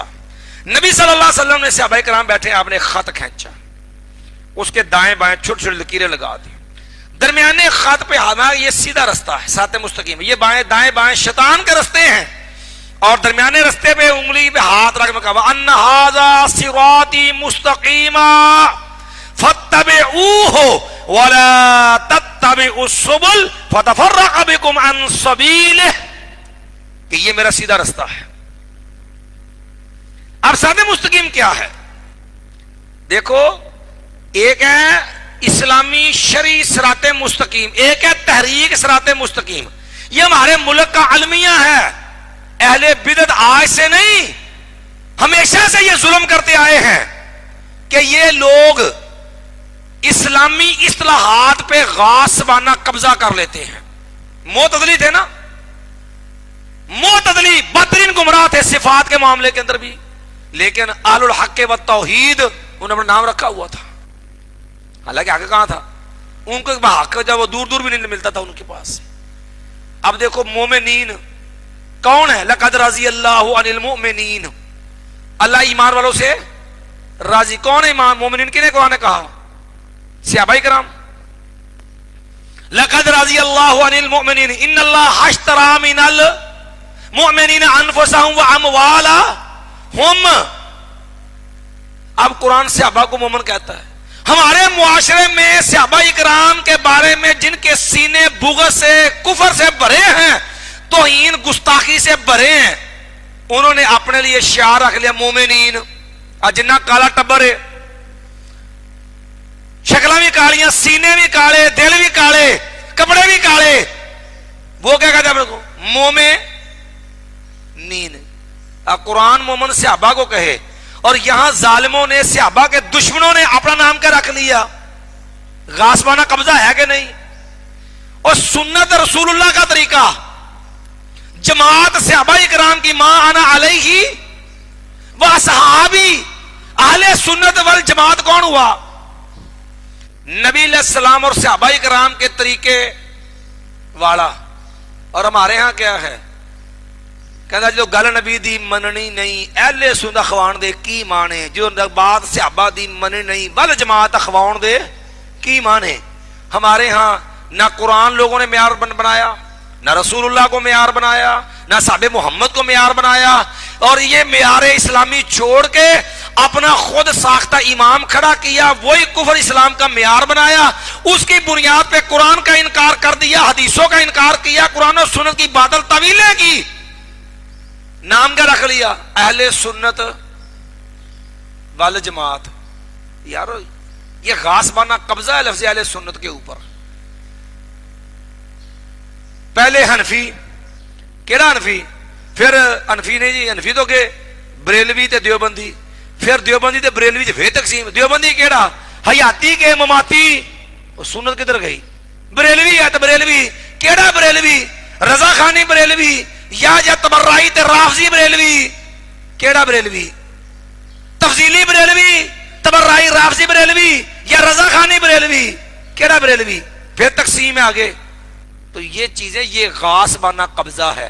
جس طرح معتزلہ کا اہل الحق و توحید وغیرہ اس قسم کے نام پہ غاصبانہ قبضہ تھا، شیعہ رافضیوں کا جو ہے وہ لفظ مومنین پہ غاصبانہ قبضہ ہے. جس طرح بیتیوں کا اہل سنت والجماعت نام پر غاصبانہ قبضہ ہے، ایسے ہی تیرے میرے معاشرے میں صراط مستقیم پر بھی لوگوں نے غاصبانہ قبضہ کر لیا. لفظ پر بھی، اور شریعت پر تو کوئی قبضہ نہیں کر سکتا، لفظ پہ غاصبانہ قبضہ. نام رکھا ہے تحریک صراط مستقیم. اور دعوت کس کی ہے؟ قبر سے دعوت شروع ہوتی ہے، مزار پہ جا کے ختم ہو جاتی ہے. دین دیکھ لو، اے صراط مستقیم ہے. قبر سے دعوت شروع ہوتی ہے مردے سے، اور مزار پہ جا کے دعوت ختم ہو جاتی ہے. اور تحریک کا نام ہے تحریک صراط مستقیم. حالانکہ صراط مستقیم کیا ہے؟ رسول اللہ کا طریقہ، اسلام، قرآن، سنت، نبی کی سنت، نبی کا سیرت، یہ صراط مستقیم ہے. دلیل اعوذ باللہ من الشیطان. نبی علیہ السلام نے پہلے تو انگلی رکھ کے فرمایا تھا وَأَنَّ هَذَا صِرَاطِي مُسْتَقِيمًا، یہ میرا سیدھا رستہ ہے. فَاتَّبِعُوهُ، وہ رستہ کیا؟ یاسین والقرآن الحکیم انک لمن المرسلین علی صراط مستقیم. اے میرے پیغمبر علیہ السلام، آپ کس رستے پہ ہیں؟ صراط مستقیم پہ. تو صراط مستقیم کون سا رستہ ہوا؟ رسول اللہ صلی اللہ علیہ وسلم والا رستہ. یہ رستہ صراط مستقیم ہے. اہدنا الصراط المستقیم. مایا صراط الذین انعمت علیہم. صراط الذین ان لوگوں کا راستہ. انعمت علیہم تو نے انعام کیا ان پر. یا اللہ وہ رستہ جن پر تو نے انعام کیا. گویا کہ اب وہ انعام یافتہ لوگ کون ہیں؟ من یطع اللہ والرسول فاولئک مع الذین انعم اللہ علیہم. جو اللہ اس کے رسول کی اطاعت کرتے ہیں ان کو رفاقت ملے گی، ساتھ نصیب ہوگا ان لوگ. کن کا؟ انعم اللہ علیہم، جن پہ اللہ نے انعام کیا. اب یہاں سوال ہے اللہ مجھے انعام یافتہ لوگ کا رستہ دینا. قرآن نے وہ واضح کر دیا وہ انعام یافتہ کون ہے. من النبیین والصدیقین والشہداء والصالحین. گویا کہ قرآن مجید میں جتنے بھی انبیاء صالحین نیک لوگوں کے طریقے رستے بیان طریقے انداز بیان ہوئے ہیں وہ گویا کہ اس سب کا جو ہے وہ رستہ وہ طریقہ اللہ نے اس کی اتباع یہاں واضح کر دی کہ یہ انداز ان کے واقعات تاریخ سیرت وہ ساری اس لفظ کے اندر بند ہے کہ یہ انعام یافتہ لوگ ہیں. صراط الذین انعمت علیہم کہ ان لوگوں پر مجھے ان والا رستہ چاہیے، نبیوں والا، صدیقین والا، شہداء والا، صالحین والا. اب یہاں پر ایک اور فرقہ آ پڑتا ہے، قادیانی، مرزائی. سمجھے؟ یہ احمدی نہیں ہے. ان کو احمدی کہنا بھی نہیں چاہیے. احمدی نہیں ہے کیونکہ ان کے جھوٹے نبی کا نام احمد نہیں تھا، غلام احمد تھا. سمجھے؟ یہ احمدی نہیں ہے. مرزائی کہیں ان کو، قادیانی کہیں ان کو. یہ کہتے دیکھو جی اب انہوں نے ایک نیا نبی کھڑا کر لیا. حالانکہ اسلام کا ایک مسلمان عقیدہ ہے کہ رسول اللہ صلی اللہ علیہ وسلم آخری نبی ہیں. اور آخری نبی ہونے کا مطلب کہ نبی علیہ السلام پہ نبوت اللہ نے مکمل کر دی. آپ صلی اللہ علیہ وسلم کے بعد کسی کو نبوت عطا نہیں ہوگی. یہ ختم نبوت کا معنی بھی سمجھ لینا. ہمارے نوجوان، ہمارے طلبہ بسا اوقات ختم نبوت کا معنی جو ہے وہ سمجھتے نہیں ہیں، اور اس کا نقصان یہ ہوتا ہے کہ پھر ظالم لوگ ان کے اوپر حملہ کرتے ہیں اور عقیدے کے مسئلے میں ان کو الجھا دیتے، پریشان ہو جاتے ہیں. ہمارے یہاں طلبہ معنی کر دیتے ہیں عام طور پر آخری نبی. آپ تو بعد کوئی نبی نہیں آ سکتا. تو اب جتنے بھی چور ہیں نا، قادیانی ہوں، منکرین حدیث ہوں، یا اسی طرح عیسائی اور دیگر، وہ سارے پتہ کہتے ہیں، وہ پتہ کہتے ہیں، وہ کہتے ہیں دیکھیں جی آپ جو ہے نا اس کا مطلب ہے پھر ختم نبوت سے ثابت ہوگا کہ عیسیٰ علیہ السلام نہیں آنا. کیونکہ تسی کیا نا نبی نے خاتم النبیین دا معنی کیتا جے کہ آخری نبی آپ کے کوئی نبی نہیں آ سکتا. تو انہوں نے کہا دوستو عیسیٰ علیہ السلام آنا کہ نہیں آنا. اب گڑبڑ کہاں سے ہوئی؟ جب معنی غلط کیا، جب خاتم النبیین کا معنی غلط ہوا، صحیح معنی بیان پورا نہیں ہوا جیسے ہونا چاہیے تھا، تو اس کا نقصان ہوا. صحیح تعبیر نہ ہونے کا نقصان ہوا، ایک اشکال لازم آ گیا. تو اگر معنی ہی صحیح کرو کہ رسول اللہ صلی اللہ علیہ وسلم کے بعد اب کسی کو نبوت عطا نہیں ہو سکتی. اب لاؤ کہ عیسیٰ علیہ السلام کو بطور دیا کہ عیسیٰ علیہ السلام کا جو اعتراض پیدا کیا تھا کہ عیسیٰ علیہ السلام کا آنا ختم نبوت کے منافی بنایا تھا لوگوں نے، اب بناؤ منافی خلاف بناؤ. کیسے بنتا ہے بھی عیسیٰ علیہ السلام آئیں گے، آنا برحق ہے، ختم نبوت کے منافی نہیں ہے. کیوں؟ اس لیے کہ عیسیٰ علیہ السلام کو نبوت نبی علیہ السلام کے بعد نہیں عطا ہونی، ان کو نبوت پہلے عطا ہو چکی ہے. وَرَسُولًا إِلَىٰ بَنِي وَرَسُولًا يَا إِذْ قَالَ عِيسَى ابْنُ مَرْيَمَ يَا بَنِي إِسْرَائِيلَ إِنِّي رَسُولُ اللَّهِ إِلَيْكُمْ مُصَدِّقًا لِمَا بَيْنَ يَدَيَّ مِنَ التَّوْرَاةِ وَمُبَشِّرًا بِرَسُولٍ يَأْتِي مِن بَعْدِي اسْمُهُ أَحْمَدُ. کیا کہا؟ انی رسول اللہ. کن کو کہا؟ یا بنی اسرائیل انی رسول اللہ. تو ان کی رسالت کن کی طرف ہے؟ بنی اسرائیل کی طرف، اور ساتھ ان کو پہلے مل چکی ہے. ایک معنی یہ ہم نے سمجھایا کہ ختم نبوت کا مفہوم صحیح بیان کرنا چاہیے تاکہ اشکال لازم اب وہ یہاں استدلال کر دیکھو نبی آ سکتا جی. مرزا قادیانی دجال کو نبی ثابت کرنے کے لیے یہاں تحریف کرتے ہیں. کیا کرتے ہیں؟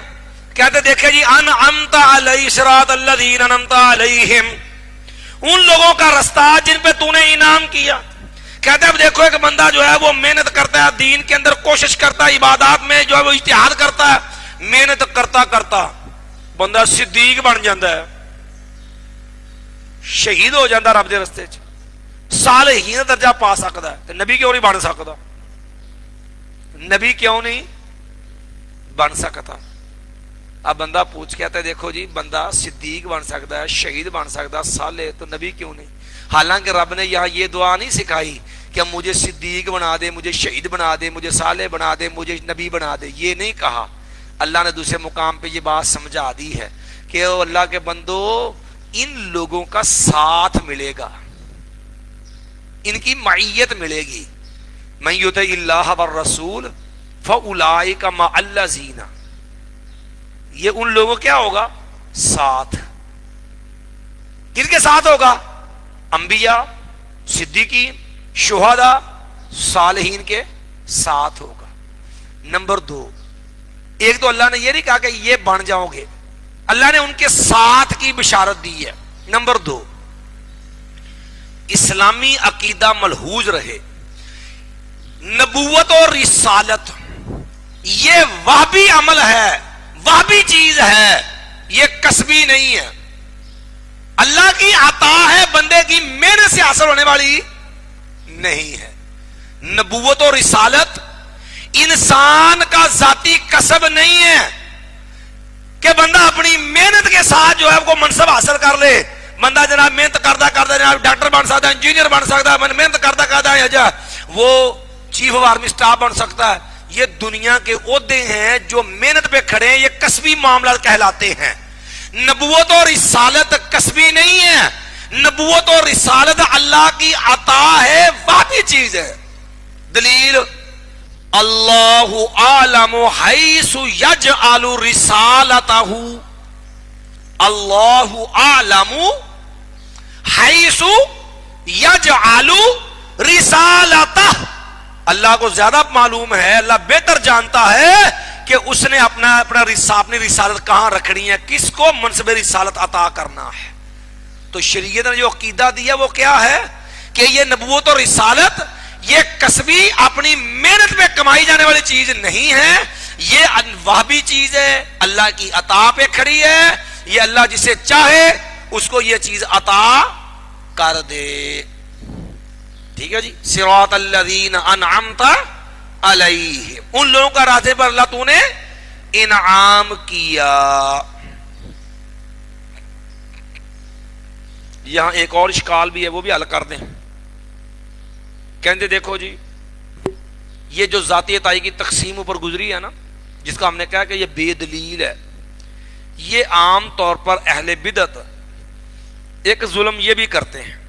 وہ ظلم کیا ہوتا ہے؟ وہ ظلم یہ کرتے ہیں کہ ذاتی جو الفاظ مشترک ہیں انسان، وہ اللہ تعالیٰ کی صفات، جو الفاظ انسانی صفات کے ساتھ مشترک ہیں، یہ اس سے بھی مغالطہ آرائی کرتے ہیں. مثلا یہاں پر آنا انعمت علیہم، یا اللہ تو نے انعام کیا اس پر. اب کہتے ہیں دیکھو یہاں انعام کرنے والا کون ہے؟ اللہ. اب سورت احزاب میں چلیے، سورت احزاب کے اندر ہے، سورت احزاب میں کہتے ہیں وَإِذْ تَقُولُ لِلَّذِي أَنْعَمَ اللَّهُ عَلَيْهِ وَأَنْعَمْتَ عَلَيْهِ، جب آپ کہہ رہے تھے اس انسان کو، اس آدمی کو، انعم اللہ علیہ، جس پہ اللہ نے بھی انعام کیا، وانعمت علیہ، اور آپ صلی اللہ علیہ وسلم نے اس پر کیا کیا؟ انعام کیا. اللہ کا انعام، اللہ نے اس کو اسلام، نبی علیہ السلام کی غلامی پہنچا دیا. نبی علیہ السلام کا انعام کہ نبی علیہ السلام نے اس کو آزاد بھی کیا، زید رضی اللہ تعالیٰ کو آزاد بھی کیا، منہ بولا بیٹا بنایا.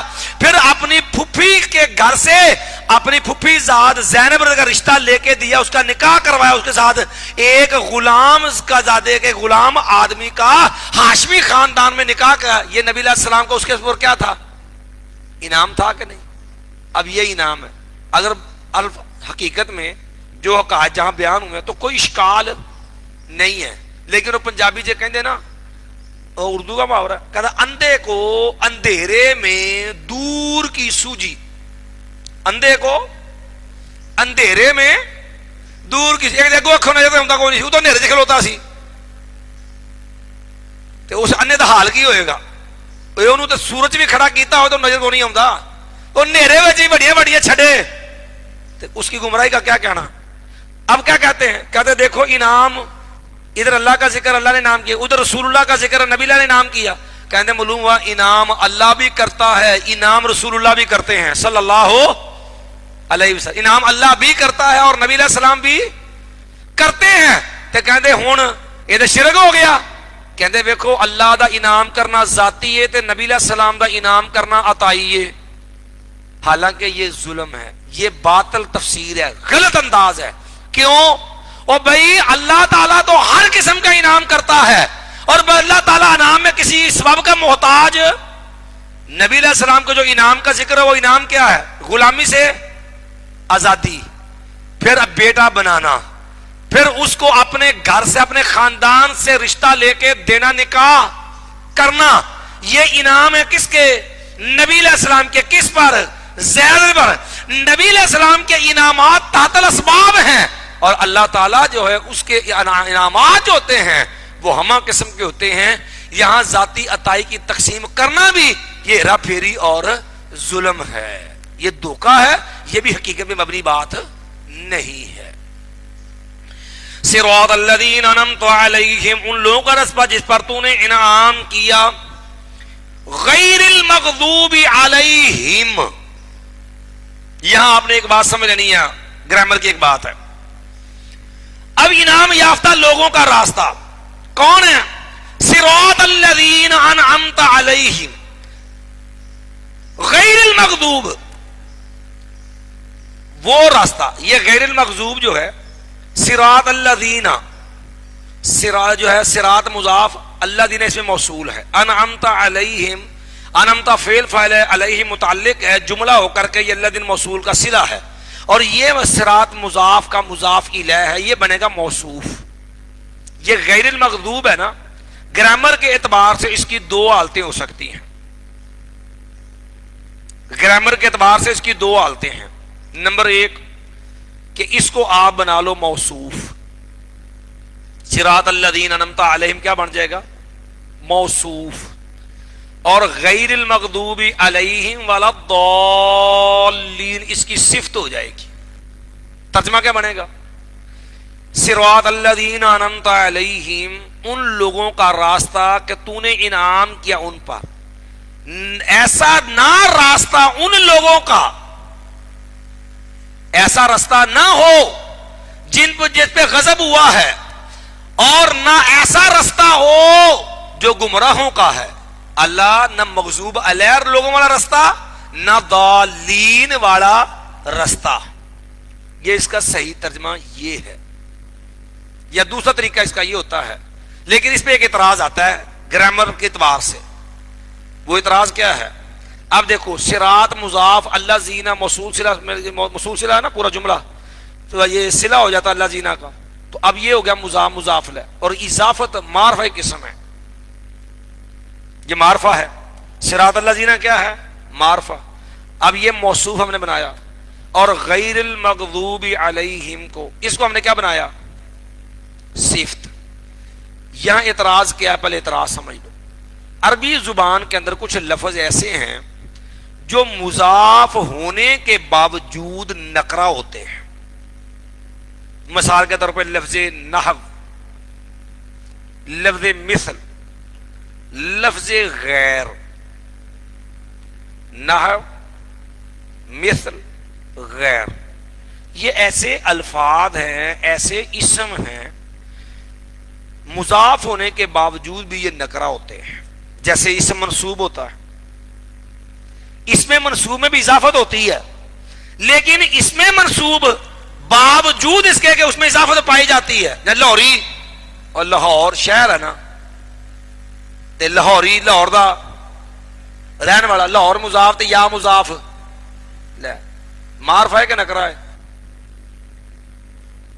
مولویوں دھیان نہ ہن کئیاں نے مضاف لے کے پریشان ہونا ہے کہ یہ مزاحد معرفہ ہے جی، حالانکہ معرفہ نہیں نکرہ ہے۔ اور لاہوری کسے کہتے ہیں؟ لاہور کا۔ اور ہر وہ فرد، وہ چھوٹا ہو یا بڑا، عالم ہو یا جاہل، مرد ہو یا عورت، جو لاہور کے رہنے والا وہ کیا ہے؟ نکرہ تو عام چیز کا نام ہوتا ہے نا، تو تعریف کرو تو مانا دیکھو تو نکرہ ہے، معرفہ نہیں ہے۔ معرفہ تو جو خاص چیز کا نام ہو، تو معرفہ تو نہیں ہے یہ۔ اور اسی لیے آپ مدرسوں کے نام دیکھتے ہیں نا تو وہاں الف لام لگا ہوتا ہے۔ میرا مادری علمی ہے دارالعلوم محمدیہ، نام ہے دارالعلوم المحمدیہ، اور مضاف پہ الف لام نہیں آتا، مطلب کہ محمد صلی اللہ علیہ وسلم، آپ محمد کی طرف نسبت کرو تو محمدی، محمد صلی اللہ علیہ وسلم والا، اور ہر بندہ جو نبی اللہ تعالیٰ نسبت رکھتا ہے وہ کون ہے؟ محمدی۔ اب دارالعلوم، دار مضاف تھے، علوم مضاف الیہ، یہ ہو گیا موصوف۔ اب خالی محمدیہ لکھیں تو یہ اس میں منصوب ہے، یہ نکرہ بن گیا۔ یہ موصوف اور صفت میں مطابقت نہیں رہتی، کیونکہ موصوف صفت کا اصول ہوتا ہے کہ موصوف معرفہ تو صفت بھی معرفہ، موصوف نکرہ ہو تو صفت بھی نکرہ ہوتی ہے۔ تو دارالعلوم مرکب اضافی ہے، یہ معرفہ ہے، یہ موصوف ہے۔ اگر خالی محمدیہ لکھیں تو یہ نکرہ، یہ صفت بنتی ہے، تو مطابقت ختم ہو جاتی ہے۔ اسی لیے محمدیہ کے اوپر الف لام لگاتے دارالعلوم المحمدیہ۔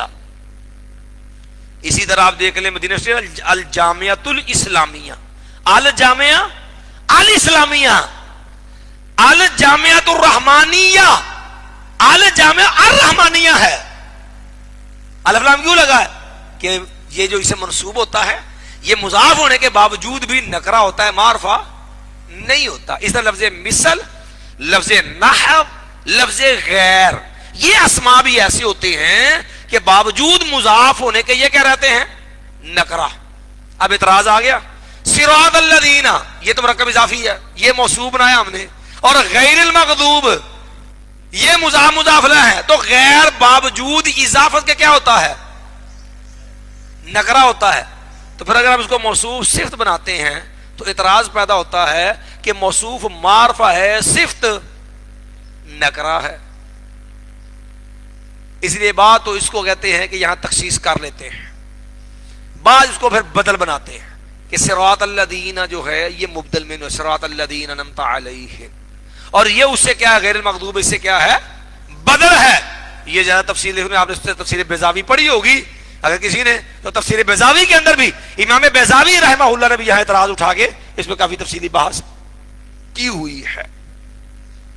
تو اس کو صفت بھی بناتے ہیں، معرفہ کے معنی میں کر کے بناتے ہیں اس کو، اور اس کو بدل بھی بنا لیتے ہیں، اور ترجمہ بھی اس کے مطابق کرنا چاہیے کہ اللہ صرف وہ رستہ، ان لوگوں کا رستہ جن پر تو نے انعام کیا، نہ رستہ ایسا جس پہ غضب کیا گیا، اور نہ رستہ گمراہی والا۔ گویا کہ یہ صراط کی صفتیں ہیں، غیر المغضوب علیہم، تو المغضوب علیہم جن پہ غضب ہوا ہے۔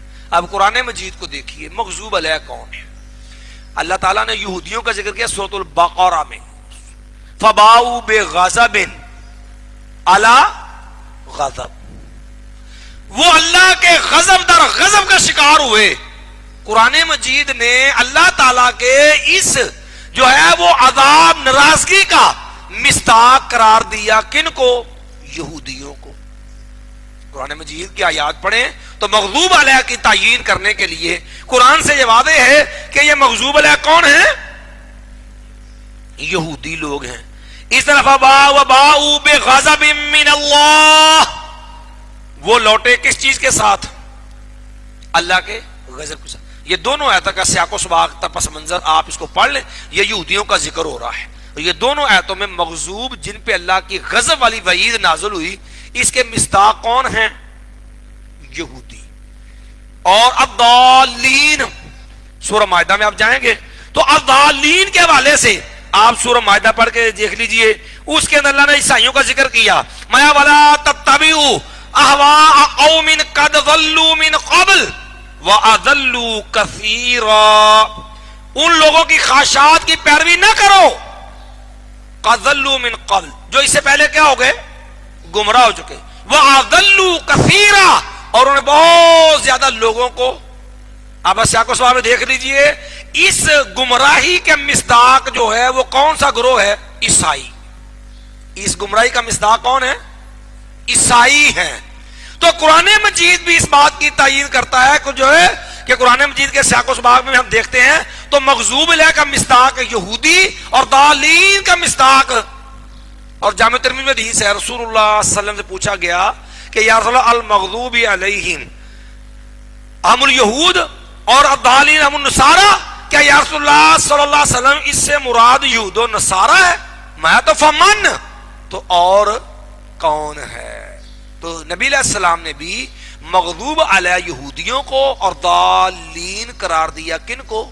عیسائیوں کو. تو قرآن و سنت کی روح سے یہ جو ہے دو بڑی جو ہے گمراہیاں، اس کے مصداق یہودی اور عیسائیاں. مغضوب علیہ سے مراد قوم یہود اور ضالین سے مراد نصارہ ہے. اب یہاں پر ایک اور بات بھی سمجھنی ہے. ہدایت کا رستہ کن کا ہے؟ منعم علیہ لوگوں کا. اور اس انعام یافتہ رستہ جو مانگا ہے اس میں دعا کی اللہ وہ رستہ ایسا نہ ہو جو غضب والا ہو، نہ ایسا رستہ ہو جو گمراہی والا. اسلام نے ہر مسلمان کو ہر روز ہر نماز میں ہر رکعت میں پابند کیا ہے. اپنے اسلامی غیرت پیدا کر، تیرا دین پورا ہے، تو اپنے دین میں انڈیپینڈنٹ ہے. نقالی اسلام کا شعار، یہود و نصارہ کی نقالی اسلام کا شعار. دعائیں مانگی کہ انعام یافتہ لوگوں کا رستہ چاہیے. بات سمجھے؟ یہود و نصارہ کا رستہ نہیں چاہیے. اسی لیے ہمارے ہاں یہ جو مصیبت ہوتی ہے تجدد پسندی، یا اسی طرح فیض معاشرے کے اندر رسم و رواج، اکثر رسم و رواج آپ ان کو دیکھ لیں ان کا مدار غیر مسلموں کی نقالی ہوتا ہے. آپ دیکھ جتنے بھی یہ نظریات ہیں سارے کہاں سے آئے ہیں؟ اسلام میں درباروں کا تصور کہیں ہے؟ اسلام میں دربار کا تصور نہیں ہے. مردوں کی قبروں کے اوپر بلڈنگیں، پھر اس کی پوجا عبادت. یہ مڑیاں یہ ہندوؤں کا، یہ سکھوں کا، یہ جو ہے معاملہ یہود و نصارہ کا ہے کہ نبی لعن اللہ الیہود والنصارى اتخذوا قبور انبیاء مساجد اذا مات فیہم رجل صالح بنوا علی قبرہ مسجدا. صالحین کی قبروں پہ بلڈنگیں، عمارتیں، پھر اس کی پوجا. یہ یہود و نصارہ کا طریقہ، اسلام کا طریقہ نہیں ہے. یہ دربار سسٹم جتنا بھی ہے، یہ اس کے علاوہ جتنا یہ اس کے اوپر باقی معاملہ دیکھ لیں، یہ چادریں، یہ میلے کدھر آ گئے؟ اسلام کا سسٹم تو نہیں ہے. یہ کفار اغیار کی نقالی ہے. نبی علیہ الصلوۃ والسلام نے کہا نہیں ہے. بندے نے کہا یا رسول اللہ میرے گھر بیٹا پیدا ہوا، میں چاہتا ہوں کہ میں بھلا بمانا مقام پہ نظر مانی تھی بیٹا ذبح جو ہے میں وہاں کو اونٹ ذبح کروں گا، بیٹا لڑ دیا. آپ نے کہا حلف کیا عید من اعیاد الجاہلی، حلف کیا واسن یعبد. دو سوال کے ابو داؤد میں حدیث ہے. وہاں کو جاہلیت کا میلہ تو نہیں لگتا، وہاں کو بوتری کی پوجا ہوتی ہو. یہ میلے اکاس کا میلہ، ظلم جنہ کے یہ میلے، یہ جاہلیت کے انداز ہیں. اسلام میں میلے کا تصور نہیں ہے. اللہ آپ دیکھتے چلے جائیں کہ یہ لوگوں کے جاہلیت کے رسم و رواج نقالی سے اس کے اوپر ٹھپا لگا دیا گیا. کس کا؟ اسلام کا. یہ جشن عید میلاد النبی ہے، کہاں سے آیا؟ ہم اپنی بات نہیں کرتے، چھوڑ دیتے ہیں. ہر نماز میں دعا کرتے ہو، ہاتھ باندھ کے امام بھی سب بھی، لیکن یہ دعا کیسی ہے یارو؟ ظلم نہیں ہے؟ منہ سے کیا کہتے ہو، عمل سے کیا کرتے ہو؟ یہ مولوی عالم امرسری ہے، بریلوی عالم ہے، اس کے رسائل چھپے ہوئے ہیں. رسائل جو ہے وہ رسائل میلاد کے نام سے، اور وہ رسائل خود یہ ڈاکٹر صاحب جلالی جو بریلوی اس کے مکتبے نے شائع کیے ہوئے ہیں، ساتھ مستقیم والوں نے، صلاح الدین نے شائع کیے ہیں. اس میں لکھا ہوا کہ عیسائیوں کے دیکھا دیکھی مسلمانوں میں یہ جشن میلاد آیا ہے. عیسائی اپنے نبی کا میلاد مناتے، ہم کیوں نہیں مناتے؟ گھروں میں نہیں ہے. ہمارے گھروں میں بچوں کی جو برتھ ڈے منائی جاتی ہے کہاں سے آئی ہے؟ یہ عیسائیت سے ماخوذ ہے. یہ برتھ ڈے منانا یہ سارا نقالی ہے. کس کی؟ عیسائی مذہب کی. یارو کیسے کیا ہو گیا؟ ہاتھ باندھ کے کہتے تھے صراط الذین انعمت علیہم غیر المغضوب علیہم ولا الضالین. اور طرز عمل دین میں، معاملات میں، رسم و رواج میں طریقہ کار کس کا ہے؟ شادی بیاہ دیکھ لو، بینڈ باجا، سیرا گانا، مائیوں کی رسم، مہندی ہے، کل سادہ چالیاں ہے، مرنے کی رسمیں دیکھ لو، یہ سارے کیا ہیں؟ یہ جو ہندو کرتے ہیں مرنے کے بعد تیسرے دن میت کی روح کو شانتی دینے کے لیے توبۃ الہند پڑھ کے دیکھو، سارے ہندوؤں کے طریقے ہیں. اس کے نکال کے لیبل اس کے اوپر کس کا پوچا پھیر دیا؟ کس کا؟ اسلام کا. دعا مانگتے ہو صراط الذین انعمت علیہم غیر المغضوب علیہم ولا الضالین، اور رسم و رواج کو ٹھپا لگا دیا. کس کا؟ اسلام کا. بات سمجھ ساری. یہ نقالی سے بھی رب نے سمجھایا کہ دین نقال نہیں ہے. دیکھو نا، اذان نہیں تھی مسلمانوں کے پاس، کیا نہیں کہا گیا رسول اللہ صلی اللہ علیہ وسلم کو باجا بجا لیتے ہیں عیسائیوں کی طرح؟ کیا نہیں کہا گیا کہ ڈھول پیٹ دیتے ہیں یہودیوں کی طرح؟ کیا نہیں کہا گیا مجوسیوں کی طرح آگ جلا لیتے ہیں؟ نہ آپ نے ڈھول پیٹنے کی اجازت دی، نہ باجا بجانے کی اجازت دی، نہ نبی علیہ الصلوۃ والسلام نے جو ہے وہ آگ کی طرح آگ لگا کے منادی کی اجازت دی. الصلاۃ جامعہ تو رہا، اللہ نے اذان تو سکھلا دی، لیکن نبی علیہ السلام نے دین میں، اسلامی شاعر میں کسی بھی غیر مسلم کی نقالی پسند. یار آپ تو مکے میں تھے تو نبی علیہ السلام بال نا درجہ سیدھے اوپر اٹھاتے تھے کیونکہ مکے والے مانگ نکالتے تھے.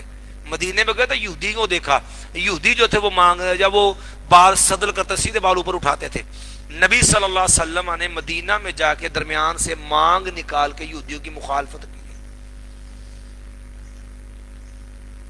مانگ مخالفت کی ہے. مسلمان کلمہ پڑھ کے بھی جو ہے پھر وہ ماحول سے مرعوب ہو کے اور طویلیں کر کے غیر مسلم والا شعار، لباس، چہرہ، بال، گھر کا ماحول، مرنے کی رسمیں، جینے کی رسمیں، اور پھر اس کو اوپر ٹھپا لگا لے ایک ہی بیت حسنہ ہے ثواب دارین.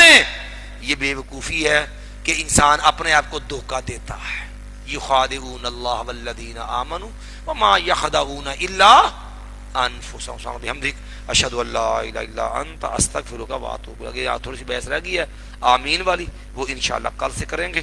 امید ہے انشاءاللہ کل سے شہر رمضان بھی شروع ہو جائے گا تو رمضان کی بابرکت ساعت میں بھی انشاءاللہ دینی مسائل ہمارے چلیں گے قرآن کی تفسیر کا. آپ سے التماس ہے کوئی اگر اشکال ہو، سوال ہو تو پرچی لکھ لیا کریں، وہ مجھے بھیج دیا کریں. آخر میں ہم کوشش کریں گے 12 بجے تفسیر ختم کر دیں، 10 منٹ آپ کے سوال کے لیے انشاءاللہ چھوڑیں گے انشاءاللہ آپ کے. ٹھیک ہے. سبحان ربی الحمدک اشہد ان لا الہ الا انت استغفرک واتوب